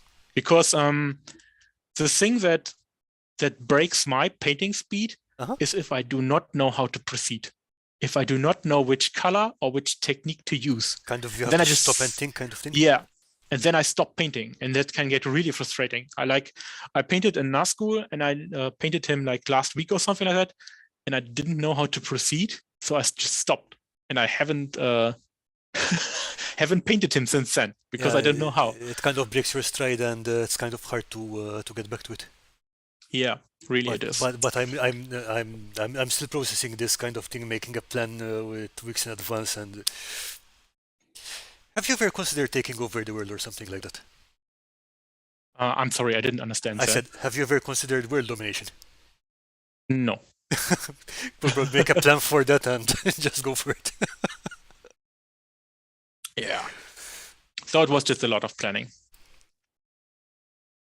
Yeah, but again, I can't believe you did that in as part of a 17-hour run because it looks really good. Thanks, man. I was really happy because I needed like 4 days to recover from that. Like I just painted 17 hours and I was so tired and I was like done for the next 4 days. So every time I was seeing like Goober Town or Miniac or Midwinter Minis like 24-hour challenge. Yeah. And I was like, I want to try that too. Can I paint that long? And now I know why they make only once a year one of those videos because, oh man, that's a lot of work, man. I mean, it's not just the painting. I mean, like, I don't want to be awake for 24 hours, let alone. Yeah, and highly concentrated. Like, that's something I put into my plan too. Like, switching from things you need to focus really hard to switching to things you can just slap on some washes and so. And so I mix in these steps so I wouldn't focus for a long time. So you can give your eyes some rest and yeah. You do think of everything, man. That's it. I'm really amazed. I mean, you can think now, am I really faster if I need 2 weeks to think about it and make a plan? Or if I just would start painting like for 3 weeks, then I would be maybe faster. I don't know. I don't know, but I mean, if it works for you, it works for you. So Sam is asking if you're ready for another one. Well, I would love to, man. So I can buy another Start Collecting box. And but since I started working again, like having my 40 hours, this is going to be tough, and I will not do this on a weekend. Like then I would be crushed at work. Maybe over Christmas, on the holidays, if I have some time. But yeah, I would definitely love to do another one of those. Okay. Ooh, Martin from Palpatelia says he just got his hands on some old Mordheim minis today. Awesome, Nice, man. I love Mordheim. I want to get into Mordheim. You told me you had some plans for that coming up, yeah? I have 4 3D printers printing like 24/7 for weeks now. Old medieval buildings for a big Mordheim table. But I cannot promote it on my channel because I have no idea when this will be finished or when I even start painting that. But I have like now 10 kilos of filament like printed into buildings. And right now I'm printing a windmill, and then I need to make some electronics so it will actually rotate and stuff. I have a whole church printed ready. And I want like a modular board game, like with some wooden planks and the terrain on top, and Okay. then I can figure out where to put that. Yeah, I mean, Mordheim is one of my favorite games. Like, I picked it up as soon as it came out in 1999, and still one of my favorites. There has to it has to be good. I mean, people are still playing that. Oh yeah, for like sure. for And ages. So that's a good indicator that it's a good game. yeah, for sure. And Thomas Prinen, I'm sorry, I never got the pronunciation right, but he's the designer on that. He's still quite active in the forums, and he's such a nice guy. And it That's just awesome, man. keeps the community going. It's Have you seen the Squidmar video about it? yes, I have. It's a great video. It's yeah, it is. It's kind of yep, you're preaching to the choir, son.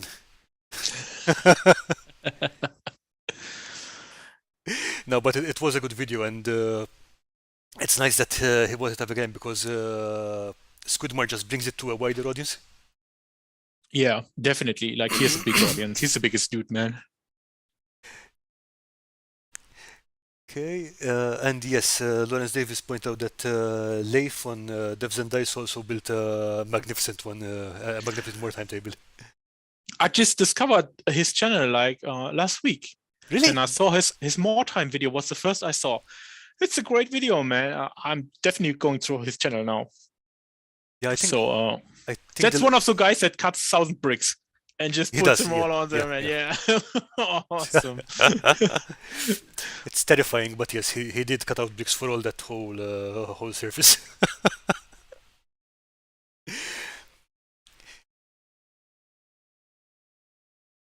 Okay, sec. So, Martin asked you if you can share. Oh, okay, you saw that already? Oh yeah, yeah. I need to figure out Wes. I think he's referencing on the Mordheim buildings. I think so, but just in case, yeah. I'm dropping the community showcase link again for everyone.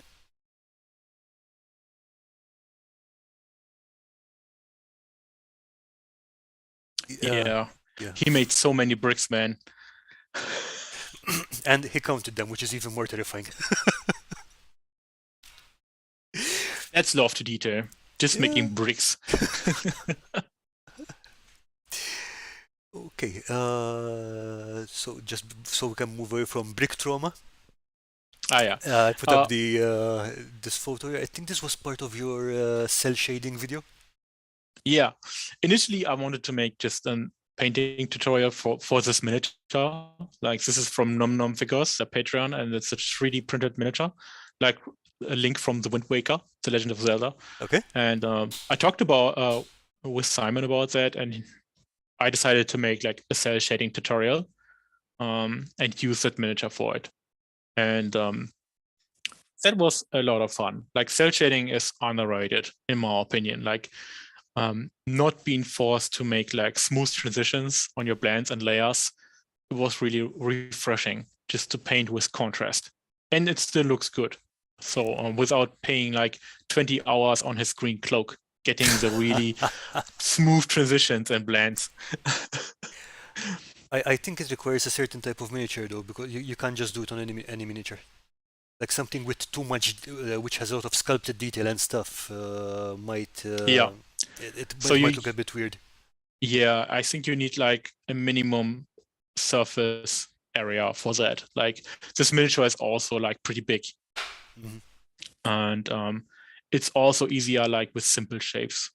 So like with the rope, it would be actually a little difficult on the rope on the boat, like making cell shading. And I don't think you can do that on like fantasy miniatures. A space marine maybe, that would be possible, I think. But no hero character. Yeah, definitely not with all the stuff they have on them. Yeah. But I think this also works particularly well here because it's got so kind of cartoony proportions. Yeah, so that correct, really fits really nicely.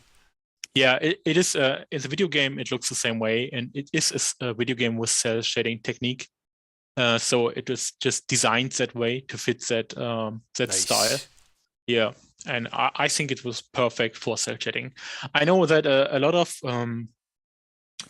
Chinese and Japanese artists like to buy these anime figures and then paint over them with cell shading.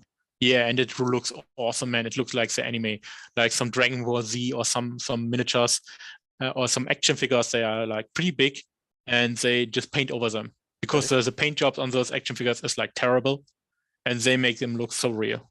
Alright, nice. I'll try to look that up. It sounds really interesting. It's not something I had heard of before. Well, I bought an anime action figure. I will try that out sometime in the future, just to see. Nice. But the paint jobs are really terrible. Like really, they cost like a fortune to get, and then they have like this shitty paint job. Yeah, I think I do have a colleague who collects them. Not so much terrible as very basic, I think, rather. I mean, if you're used to seeing Yeah. wargaming miniatures or diorama miniatures, then it's kind of basic in that regard. Yeah, they like missing volume and they have like one Yeah, color yeah. for every surface. Yeah.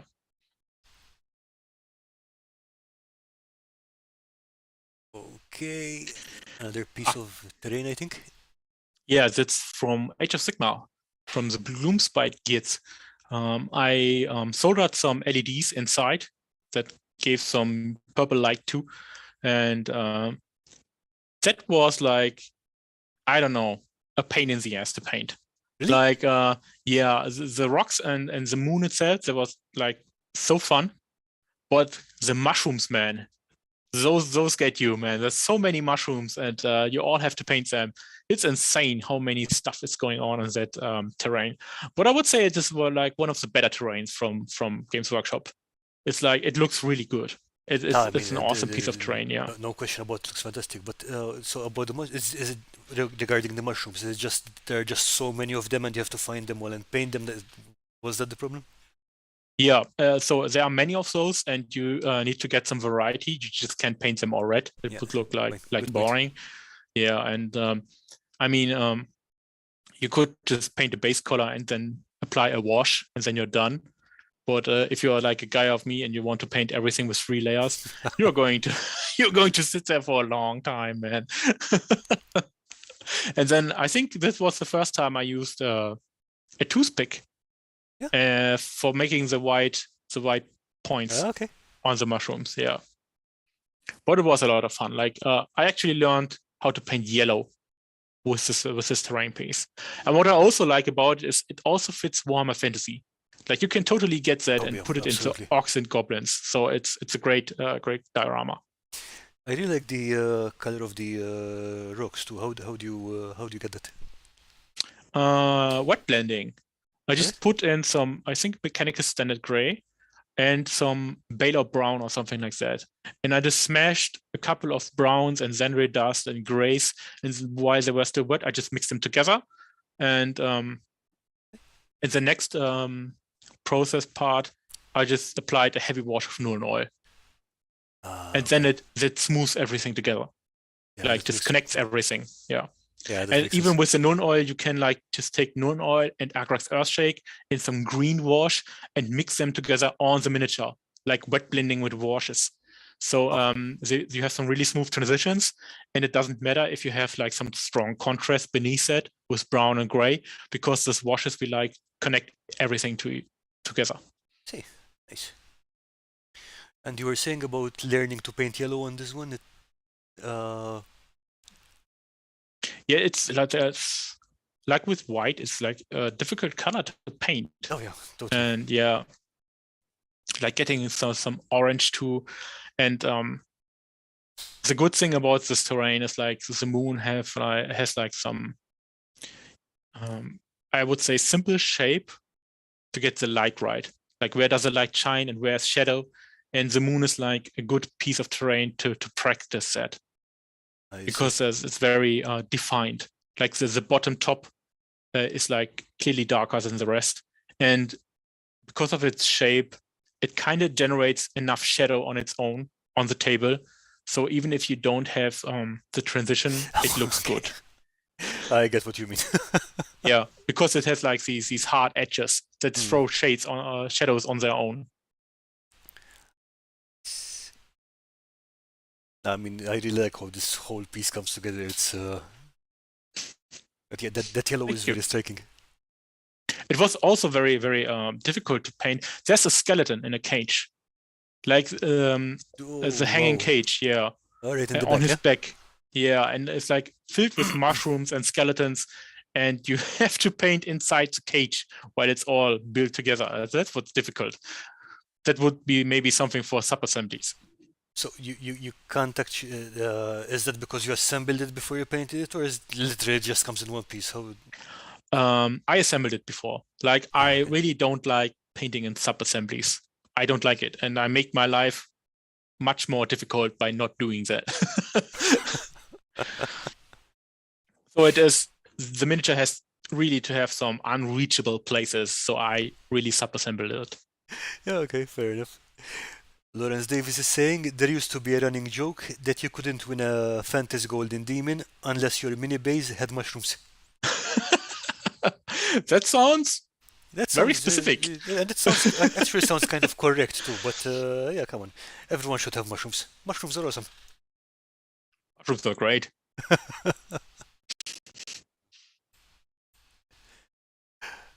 Okay. Oh, here's your Murloc village.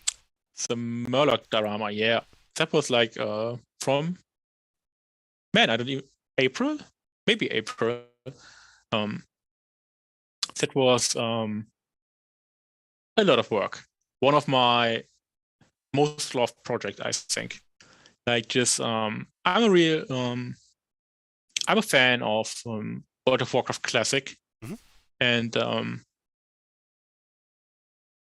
I played that for, I don't know how many hours I played World of Warcraft, man, back in the day, and I just wanted to create a scene from World of Warcraft that everybody would recognize without being too obvious, like not building a main city or something like that, but something everyone encountered while playing, like the typical Murloc that kills you because you didn't look out for him, and then there's this weird sound he makes. And I just wanted to take like an in-game scene and create a diorama from it, like somewhat similar to the Teenage Mutant Ninja Turtles diorama I made before, like taking a video game scene and trying to make a diorama from it, like something that wasn't there before. I mean, everybody can buy a miniature and paint that. And for me, the challenge lies in just taking different tools, techniques, materials, and then create something everybody knows, but what doesn't exist, like your own creation. But it's still And instantly recognizable as for what yeah, it is. Yeah. if executed right. I mean, sure, the Murlocs I didn't sculpt myself. Those are 3D prints from a Gloomy Kit, I think. But yeah, everything else is like wood and stones and sand. I just took Misha, my dog, and we went for a hike, and I just collected branches and stuff in wood just to make this thing. And this was also my most successful epoxy pour. Yeah, So I was going to say that that water looks fantastic. yeah, I actually bought some new epoxy for that, like some deep pour epoxy that could be like 10 centimeters thick. Ooh, And right. I mean, I made a video about it, and the first epoxy pour went horrible wrong. So everything poured out again, and I was able to save it despite the first pour that went wrong. And the second pour, I corrected all my mistakes, and I made a video about it, what went wrong and why it went wrong. And yeah, so the second pour was like, as I said, resin, epoxy resin is like 50% total catastrophe or 100% correct. Like, it looks awesome if done right. I mean, there are some channels that do nothing but epoxy resin pours, and everything looks so good, man. I think Mini Bricks is one of those. Nerdforge has some really good too. Yeah, true, definitely. Yeah, and you're just seeing that pours in, look perfect, awesome. I want to do that too, and then you try it and you mess everything up, man. And it always looks easy as if done right.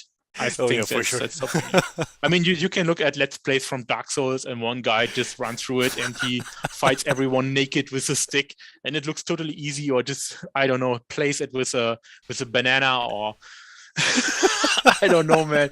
And then you try it yourself and you just suck at it, man. You died. Yeah, you died.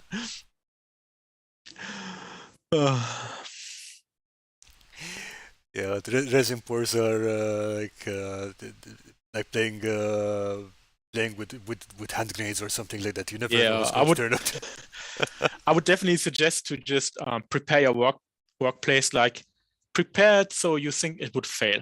Have a container beneath that will like get all the resin. Just prepare for failure. Expect the best, hope for the best, but prepare for the worst. Like that, yeah. Yeah, and definitely look up some what could go wrong videos, because the first time I saw the build smoking and going like, bleh, Yeah. yeah, is that supposed to happen?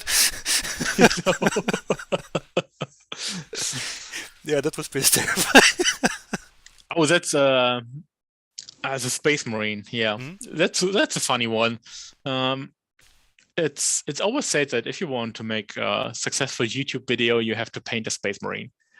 And I'm not a big fan of Space Marines. Like, I think it would be boring to paint like 50 Space Marines that all looks the same. And I find them pretty difficult to paint because of the shape. They are not designed for edge highlighting, but everyone is edge highlighting the power armor. And yeah, they're kind of round, but they get edge highlights anyway. It's kind of weird. You don't have edges, or at least not many of them. And you're supposed to paint these fine lines, which is like, that is not an easy task. That's not beginner friendly to paint like fine lines on power armor. Oh, yeah, and for sure. I painted that guy for many, many hours. For 1 or 2 weeks, I just painted him and made a tutorial about it. And damn, man, that's my most popular video. Seriously? Right? Yeah. But I think I have like 30,000 views on that one. 13,000, yeah, something about that. And it's like kind of sad, like why I enjoyed painting it. It's not my favorite project. Like, I like to make this video game dioramas and stuff. And so it was like, man, they were right. Paint a Space Marine and you get the views, man. Yeah, it's kind of Warhammer 40k stuff gets a lot more traction for whatever reason. It's but I totally get what you mean. I personally prefer to build fantasy stuff. Yeah, me too. But yeah, sci-fi stuff again. I think it does get a bit more traction in general. It's not just Space Marines. But again, what I liked about this one was the dirtying up, which not everyone does on Space Marines. Pigments, like just pigments, man. Dry brush and red, brown pigments, and then it just, like with the washes, it just connects everything together. And for me, the most funny part was the power sword. This is my first power sword I ever painted. Okay. And it was way easier than I thought it would be. So it was like really, really fun to paint that thing. But the power armor itself just was a pain to paint. Like, yeah, the effect on the blade is a classic. I think we've been seeing that since the beginning of the 90s on White Dwarf magazine and stuff like that. Yeah. Oh yeah, definitely. Never went out of fashion. No. But what he's missing is like OSL. That's something I still work on. Like, I have real problems with object source lightning and lightning effects because I don't have an airbrush. And I feel like that, especially lightning effects, are just so much easier with airbrush, or at least I think so, because everyone that can do it with airbrush, you just paint them in 5 minutes, just some white ink and then some color on top. I was going to say OSL is possible with brush, but you can't do pinpoint OSL with it. So, for example, if we're doing like a guy holding a torch, it's pretty easy to do with a brush. If you just want to make, I don't know, the eyes of the Space Marine glow or something, you cannot do that with a brush. Yeah, it's really hard. It's really difficult. So yeah, precise OSL, you're going to need an airbrush for sure. Yeah, I know. It's like I don't want to get one right now. I feel like a lot of people don't have one, an airbrush. It's kind of expensive too. Yeah, and like if I see a tutorial and it starts with an airbrush, I just immediately click off. I don't have an airbrush. It doesn't help me to see that. I don't learn anything because I don't use that tool.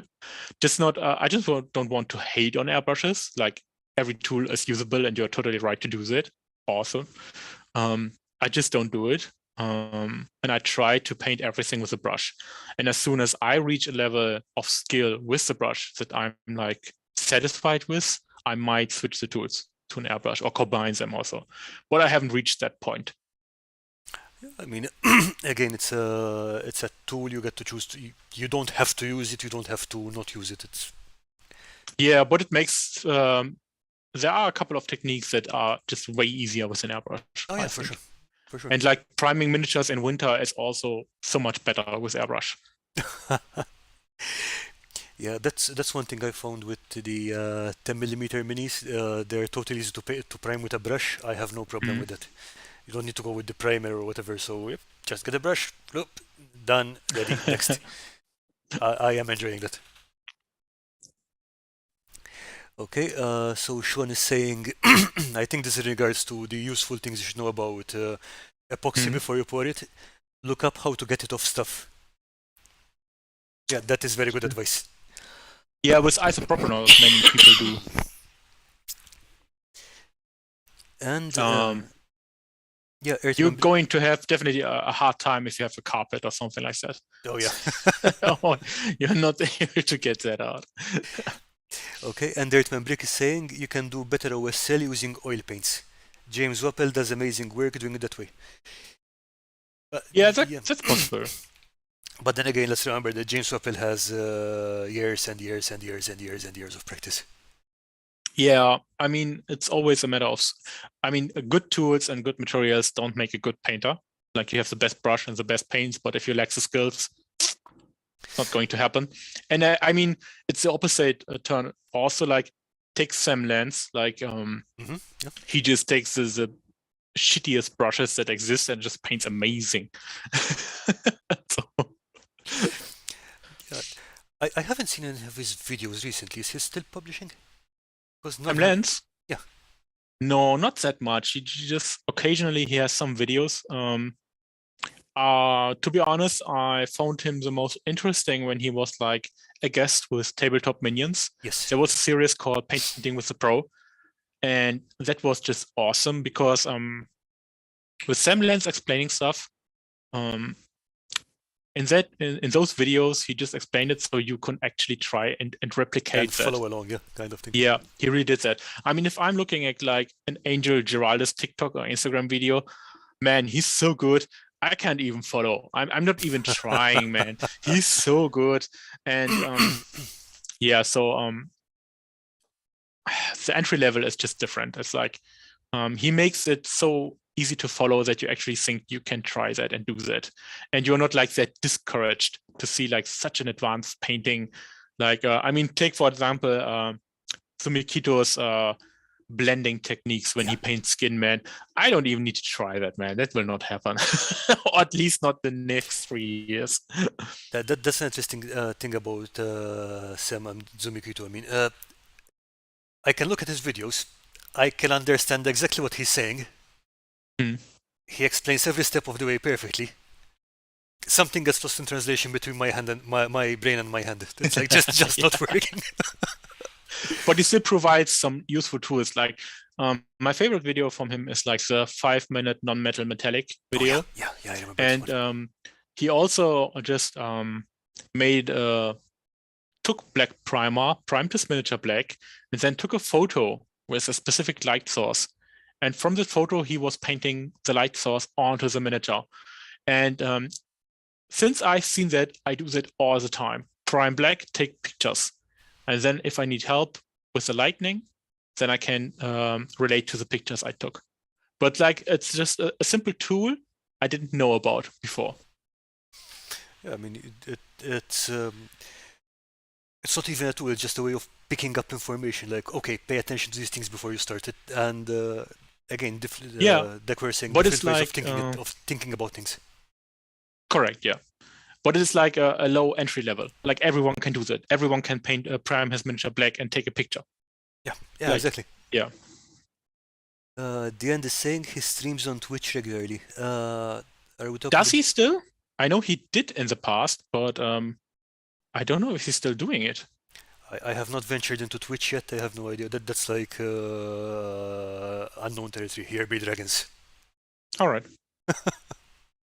Well, his Twitch stream was awesome. Yeah. Like right. watching Sam Lance paint on his level is just so relaxing, and he's like a chill dude. He's like super relaxed.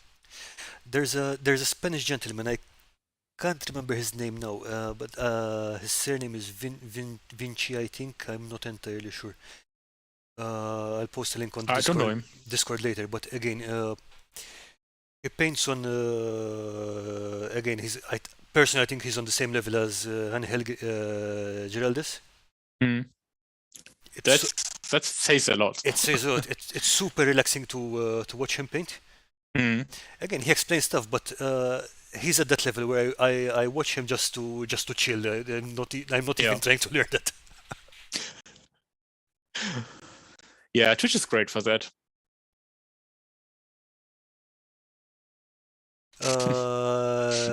No, Steve, the Spanish one, not the Italian one.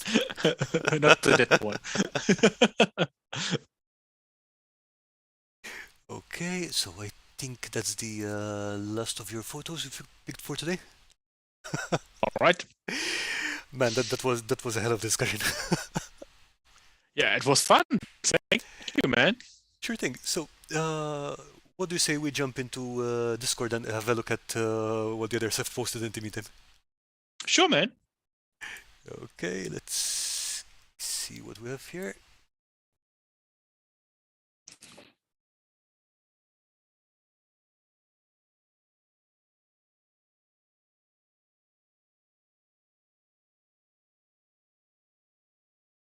Okay, hope there was nothing compromising in there.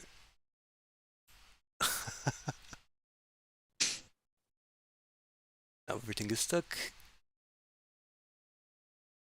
Ah, here we are. Usual technical difficulties. No problem. I'm not in a hurry.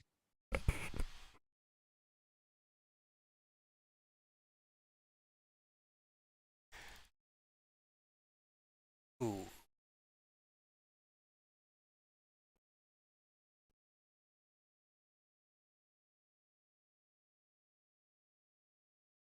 The network is not happy today.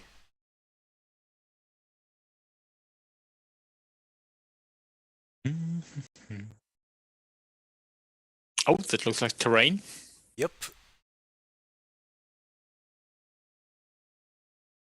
Okay.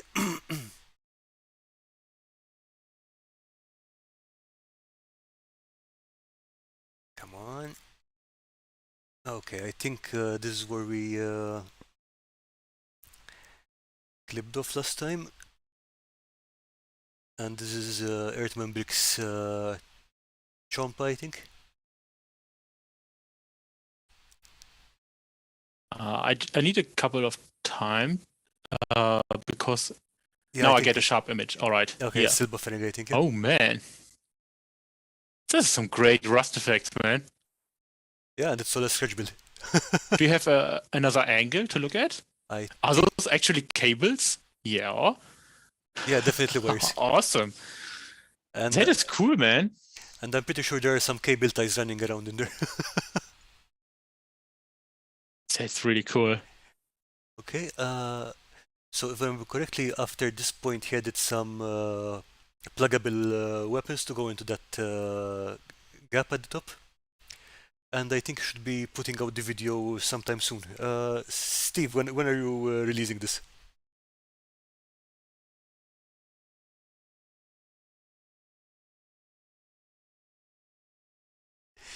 Okay, in the meantime, Tina Martins crafting some pillars.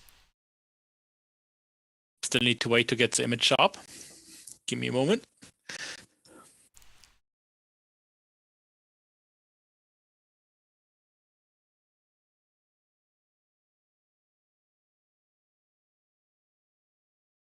Okay, I'm not sure which build these ones are for, but oh yeah, I think she was building these for some gaming board for a gaming convention in October. Those are pretty high. Yeah, they're very tall, aren't they? Yeah. Man, are those are not 3D printed? Are those of wood? No, those are XPS foam and cut using shifting lens pillar jigs. That's great. I mean, they all look the same, and cutting XPS foam is really difficult to achieve that. I mean, if you have a hot wire cutter, Basically, they're. I'm not sure if you can see it. Hang on. You have a jig like that. Ah, all right. So it's like Obviously, a piece of wood. Yeah. it's a frame, yeah, kind of thing, and then you can stick the XPS in there and cut it on the hotwire table. Oh, that's awesome. I have a hot wire cutter from Proxon, but I don't have like those little gadgets. Okay, just a second because I believe I have tangled myself up. 1 second.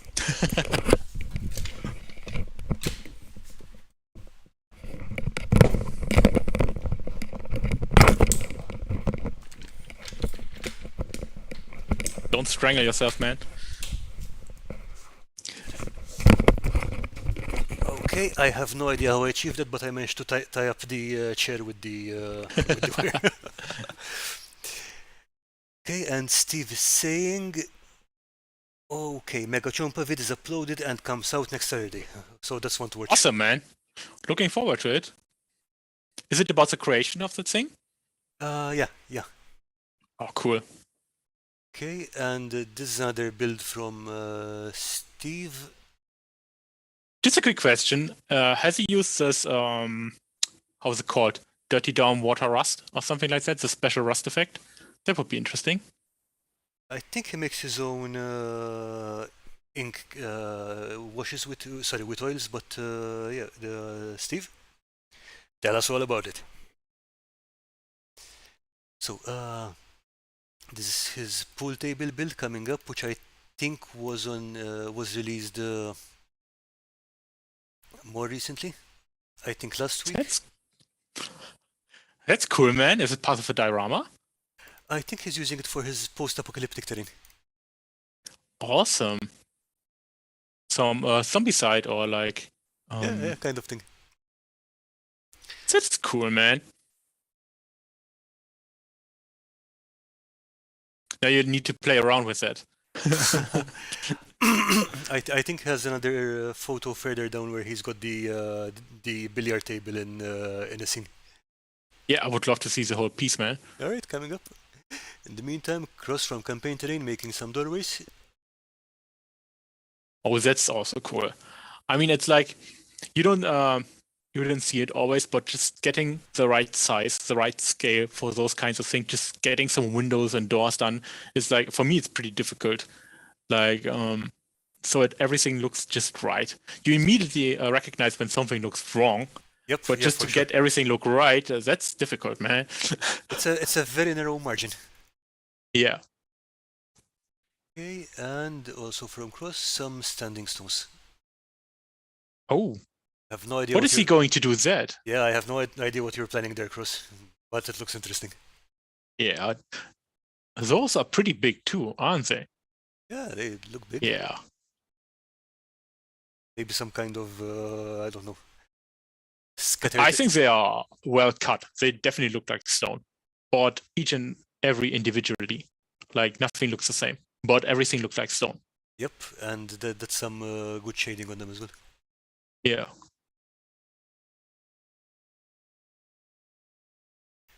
Okay, Blade. Ooh, Blade guy just recently joined the Discord. Is it a jukebox, like a music box? It looks like a jukebox, yeah. Hang on. Yeah, it is a jukebox, yeah.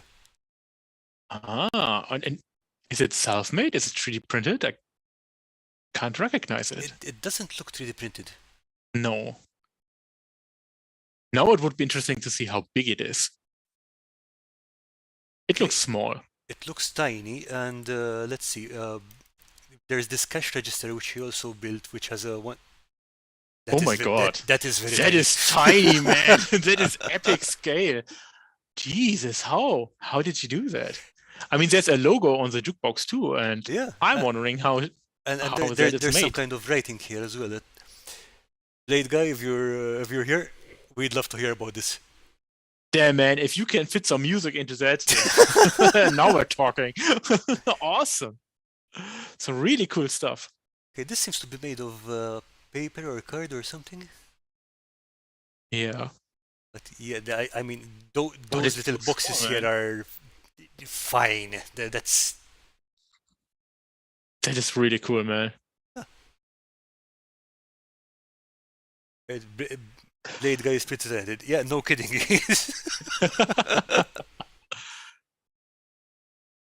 Ah, here it is. Shots of Stevens. Ah, And, that looks fantastic, man. and he's got his own arcades as well. Look. It has much space into it. It looks like for some kind of game, board game. I think it's for Cyberpunk or I think there are a couple of post-apocalyptic games he plays. Oh man, yeah, I see some. Oh, Mortal Kombat, Sonic the Hedgehog, awesome. I love arcades, man. It doesn't matter the size. Those tiny arcades are awesome, man. Yeah, and there's even the claw game at the back over here. Awesome. This is so cool. You definitely need some LEDs, man, to light everything up. Okay, Steve. You remember some flashing white light? Just how cool would that be? Steven, you heard the man. You have to do it now. That would look seriously great. Yeah, that would really good, yeah. And then some bluish electric light from the back, just small lights, yeah. This is some pretty convincing rust effects. Everything looks old and damaged, but in a good way. Like really, really good. Yeah, I think he's got a slightly different effect he uses on his post-apocalyptic bathrooms, but again, it's got the same grimy kind of decaying feel, which looks really Yeah. good. You just have to leave it in the dust for a week or so, and then it looks even more real, man. Yeah, really cool. Are those blood effects or is it dirt? The Could be spatter, blood too. I think he's got a bit of both because there's some which is red and black over here. What would be really cool were some like handprints on the arcades, on the machine, like bloody handprints, something like that. Like someone falling down and stretching his fingers about that. Yeah, that would be. I remember. And some little coins. We need little coins around the arcade. I remember. I think. Yes, John Lombardi from Tabletop Witchcraft had made this tiny, and I really mean tiny, sculpt of a hand. Then he stuck it to the end of a brush, and then he just used it to stamp little handprints on his.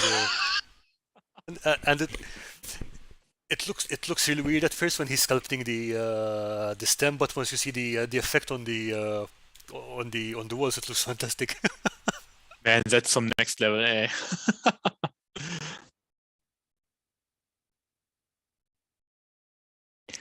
That's some really nice diorama. Okay, more from Steven. I think okay. I think this is a backdrop for his miniatures.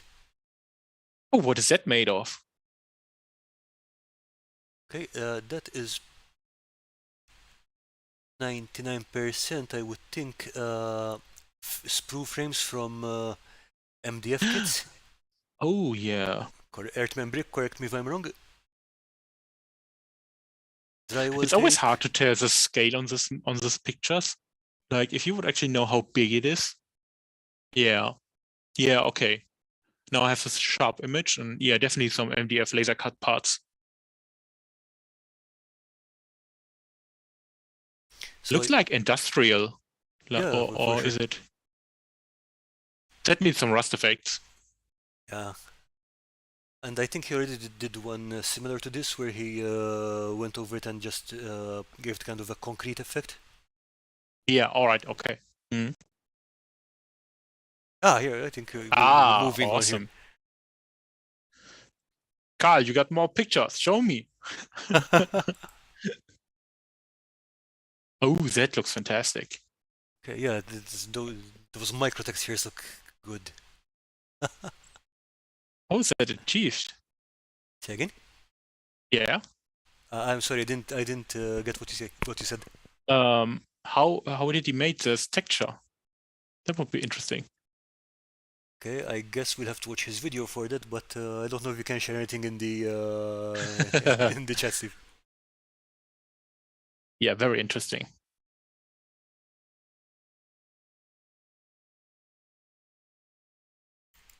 Okay, what else?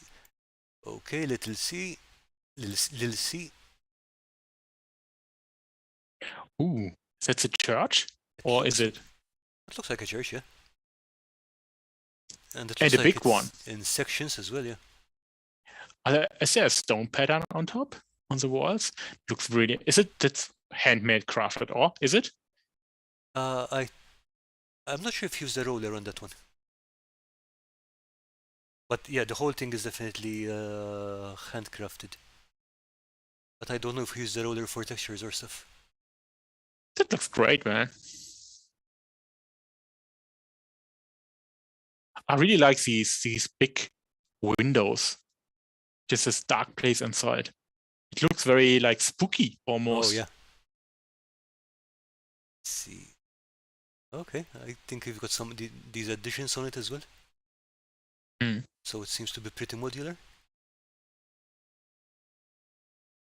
Yeah, that's some great wargaming terrain.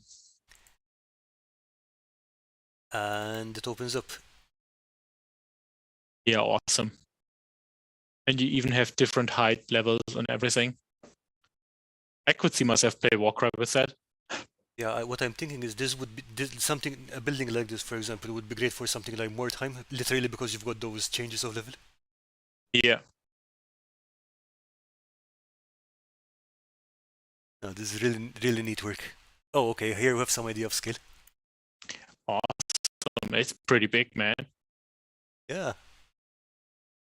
Textured spray paint, he answered. Awesome.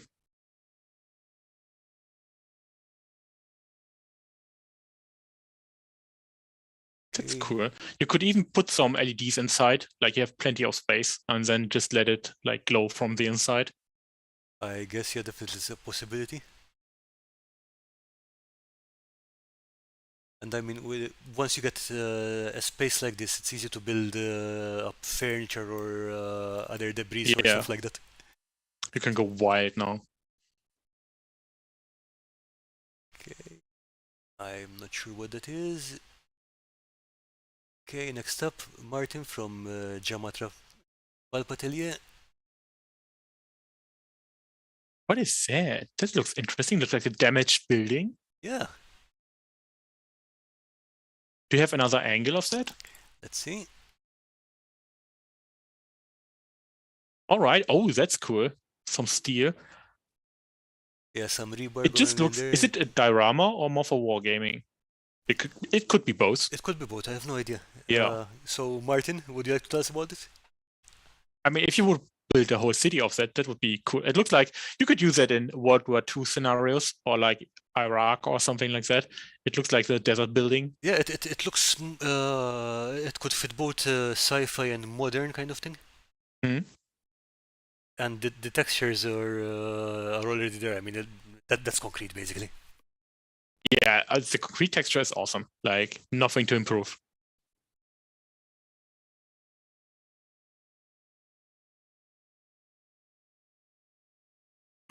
Oh, and I think this is a separate diorama.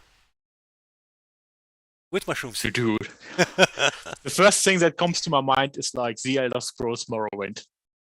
It looks like from the Elder Yes, Scrolls. so you're right. There's a forest with like big mushrooms all over the place. It looks really awesome, man. Just turn on some Morrowind music and you are right into. Yeah, I didn't even think of that. Yeah, you're right. Absolutely right. That's cool. Are those hand sculpted mushrooms? He said that the previous one is for 5 parsecs from home, Oh, but okay. it's kind of generic. Oh. And some asked, does anyone else hoard rubbish that will hopefully maybe one day become terrain? Sure, ask Or- my girlfriend. Or a I fire have hazard. many much trash and rubbish. Yes. Everything yes, we can be do. turned into rain. Oh, look at that old Pringles box. I need that. Oh, check out the textures on the ground here.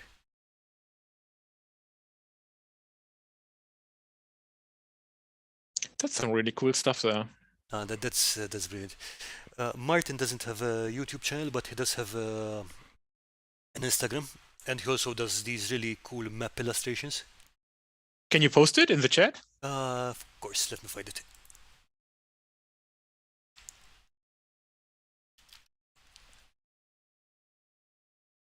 So yeah, map illustrations and the how do you call it? The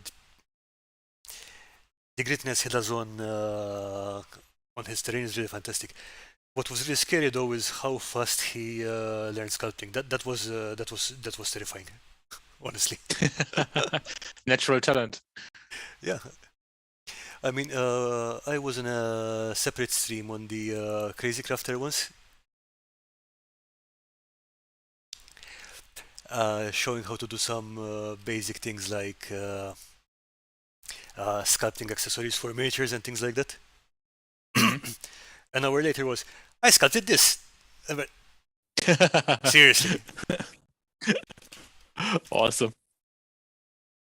And then he did the same thing with digital sculpting about a year after that.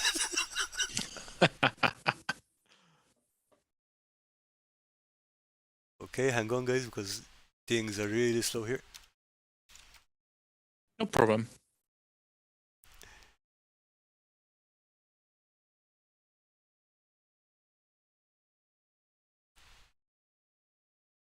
Ah, here we go. Finally. The machine, it is slow.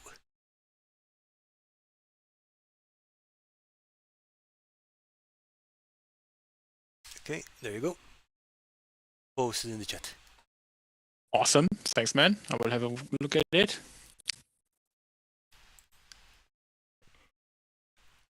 Go on then, what's the oldest piece of treasure you've kept? I've got some polystyrene from a printer 6 years ago. Oh man, that's a long time. I've got pallets from 8 years ago. And Man, I can't even tell. and packaging from 15 years ago.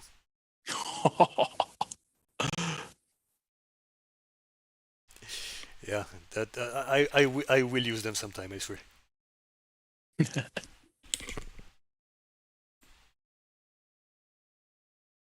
Okay, what's next? And some playground craft. That's awesome, man. There was a challenge once in the Discord, if you remember, from the Big Brightcast, I think, where they built stuff of that. I don't recall Something that similar. one. I don't recall that one, but yeah, it's so great. I always used to make them as a child with my mother. It was so funny.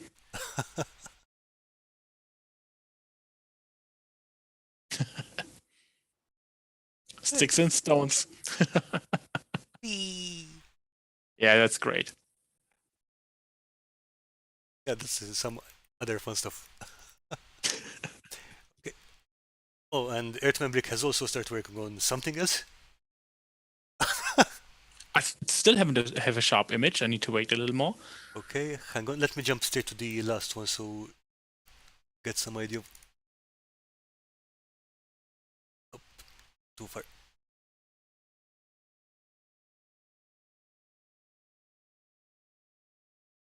Awesome.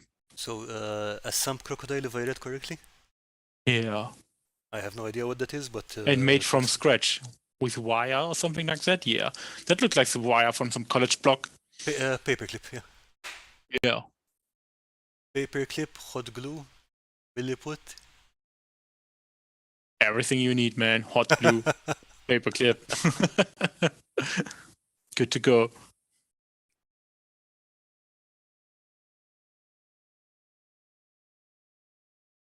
Okay, so here's how he got the teeth set up before he sculpted on the rest of the head.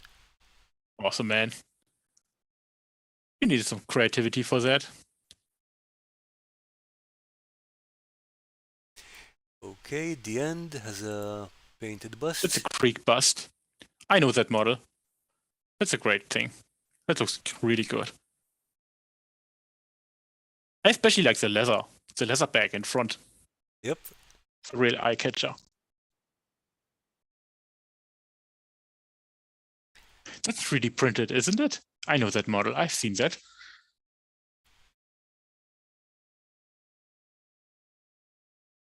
I'm always afraid of bust painting. Really? Yeah. Why is that? I don't know. It's intimidating. Such a big miniature. Yeah, fair. Yeah. You have to pay much more attention to texture, I think. And I mean, everything is bigger, but you can also see everything because it's bigger. Yeah. One of the things I like here is the distinction of the materials. Mm, And I right. think you can work. You can do that so much more on something large like this rather than a miniature. Yeah, but that's a great paint job. You can easily tell the difference between the leather parts and Yeah, exactly. clothes, and yeah, that's great. So nice work there. And Yeah, really good job, man. Yes, he says yes, it's one of his first prints. Awesome. It's a good print too. Nothing to see there. Like in case of break supports or something like that. Some really smooth surface. Nice. I mean, people take it for granted, but getting really smooth 3D prints is like professional on its own. Because of the supports and stuff? Yeah. All right. You need to put the mini in the right angle. The supports have to be the right size. And yeah. Yeah, I guess. Sometimes you need some sanding, fill something with green stuff. You know, there's still a lot of post-processing rather than just Yeah, peel it off definitely, the build plate man. yeah. And especially if you have like busts and smooth surfaces, it's like really hard to get a good 3D print. Yeah, again, that's an area I haven't delved into yet, and it's still a kind of strange science to me. Yeah. Okay, Lisa saying, sorry guys, I didn't have much time this week since I was on vacation, mostly just ideas. But ideas are good, and besides, I mean, this isn't work, this is us having fun. But here's something she's preparing for the The lighthouse. lighthouse. That's 3D printed, or is it like That's a dollar store toy. that's a toy? Oh man, I was about to say, what a strange choice of filament colors. So, if I understand correctly, this is for a challenge on the Net One video channel. They're running a Let There Be Light challenge where they have to build something with which involves light of any sort. Ah, okay, all right. Okay, and I believe that's going to end on the 1st October. So you don't have too much time left. She'll make it.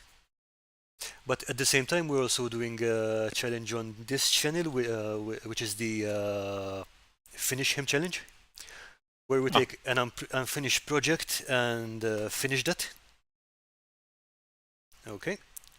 And I should probably get started, and that finishes on the 2nd of October. You don't know. Also have not much time. Yep. So I mean, you also think you have time until a real life comes by and says, no, you don't. Nope. Yep. Exactly. You need to do that. All right, and okay. An hourglass and a jar. That is tiny, man. Those are tiny, yes, and they're scratch built for this. Yeah. Awesome. I mean, again, Lisa does some really tiny work. I think once she managed to do a rubber duck for a rubber duck for a for a 28 millimeter miniature. Jesus, how big is that? Like, tiny. I mean, it would have been smaller yeah. than my fingernail, definitely. But again, guys, awesome work, everyone. This was really good stuff. Yeah, it's really cool, man. Okay, Dungeon Matron, way to make me more anxious there, Karl. You'll be fine.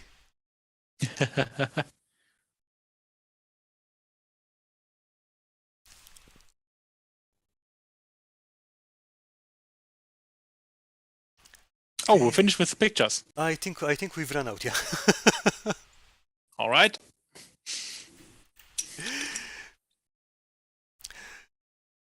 So, 1 second. I would just need to check some. Yeah, we're doing okay. How are you feeling? Oh, pretty tired. It's getting late. Yeah, it is. I need to go to work tomorrow. I don't want to. I would rather enjoy staying here and not go to work tomorrow. Yeah, I know what you mean. How are you? Yeah, still in here. But we've Is been it here. hot where you are right now? Or? Not at this exact moment, but during the day, yeah, it's pretty hot. Mhm. Still, we've been here for about 2.5 hours, so I think we should be calling it a day soon. Dude, it was a pleasure. Thank you so much for having me here for the invitation. I love talking to you, man. It was so much fun to have you here. And thanks for Yeah. your tips and advice. That was super useful. No problem. I also learned a couple of tips. So thank you very much, Karl.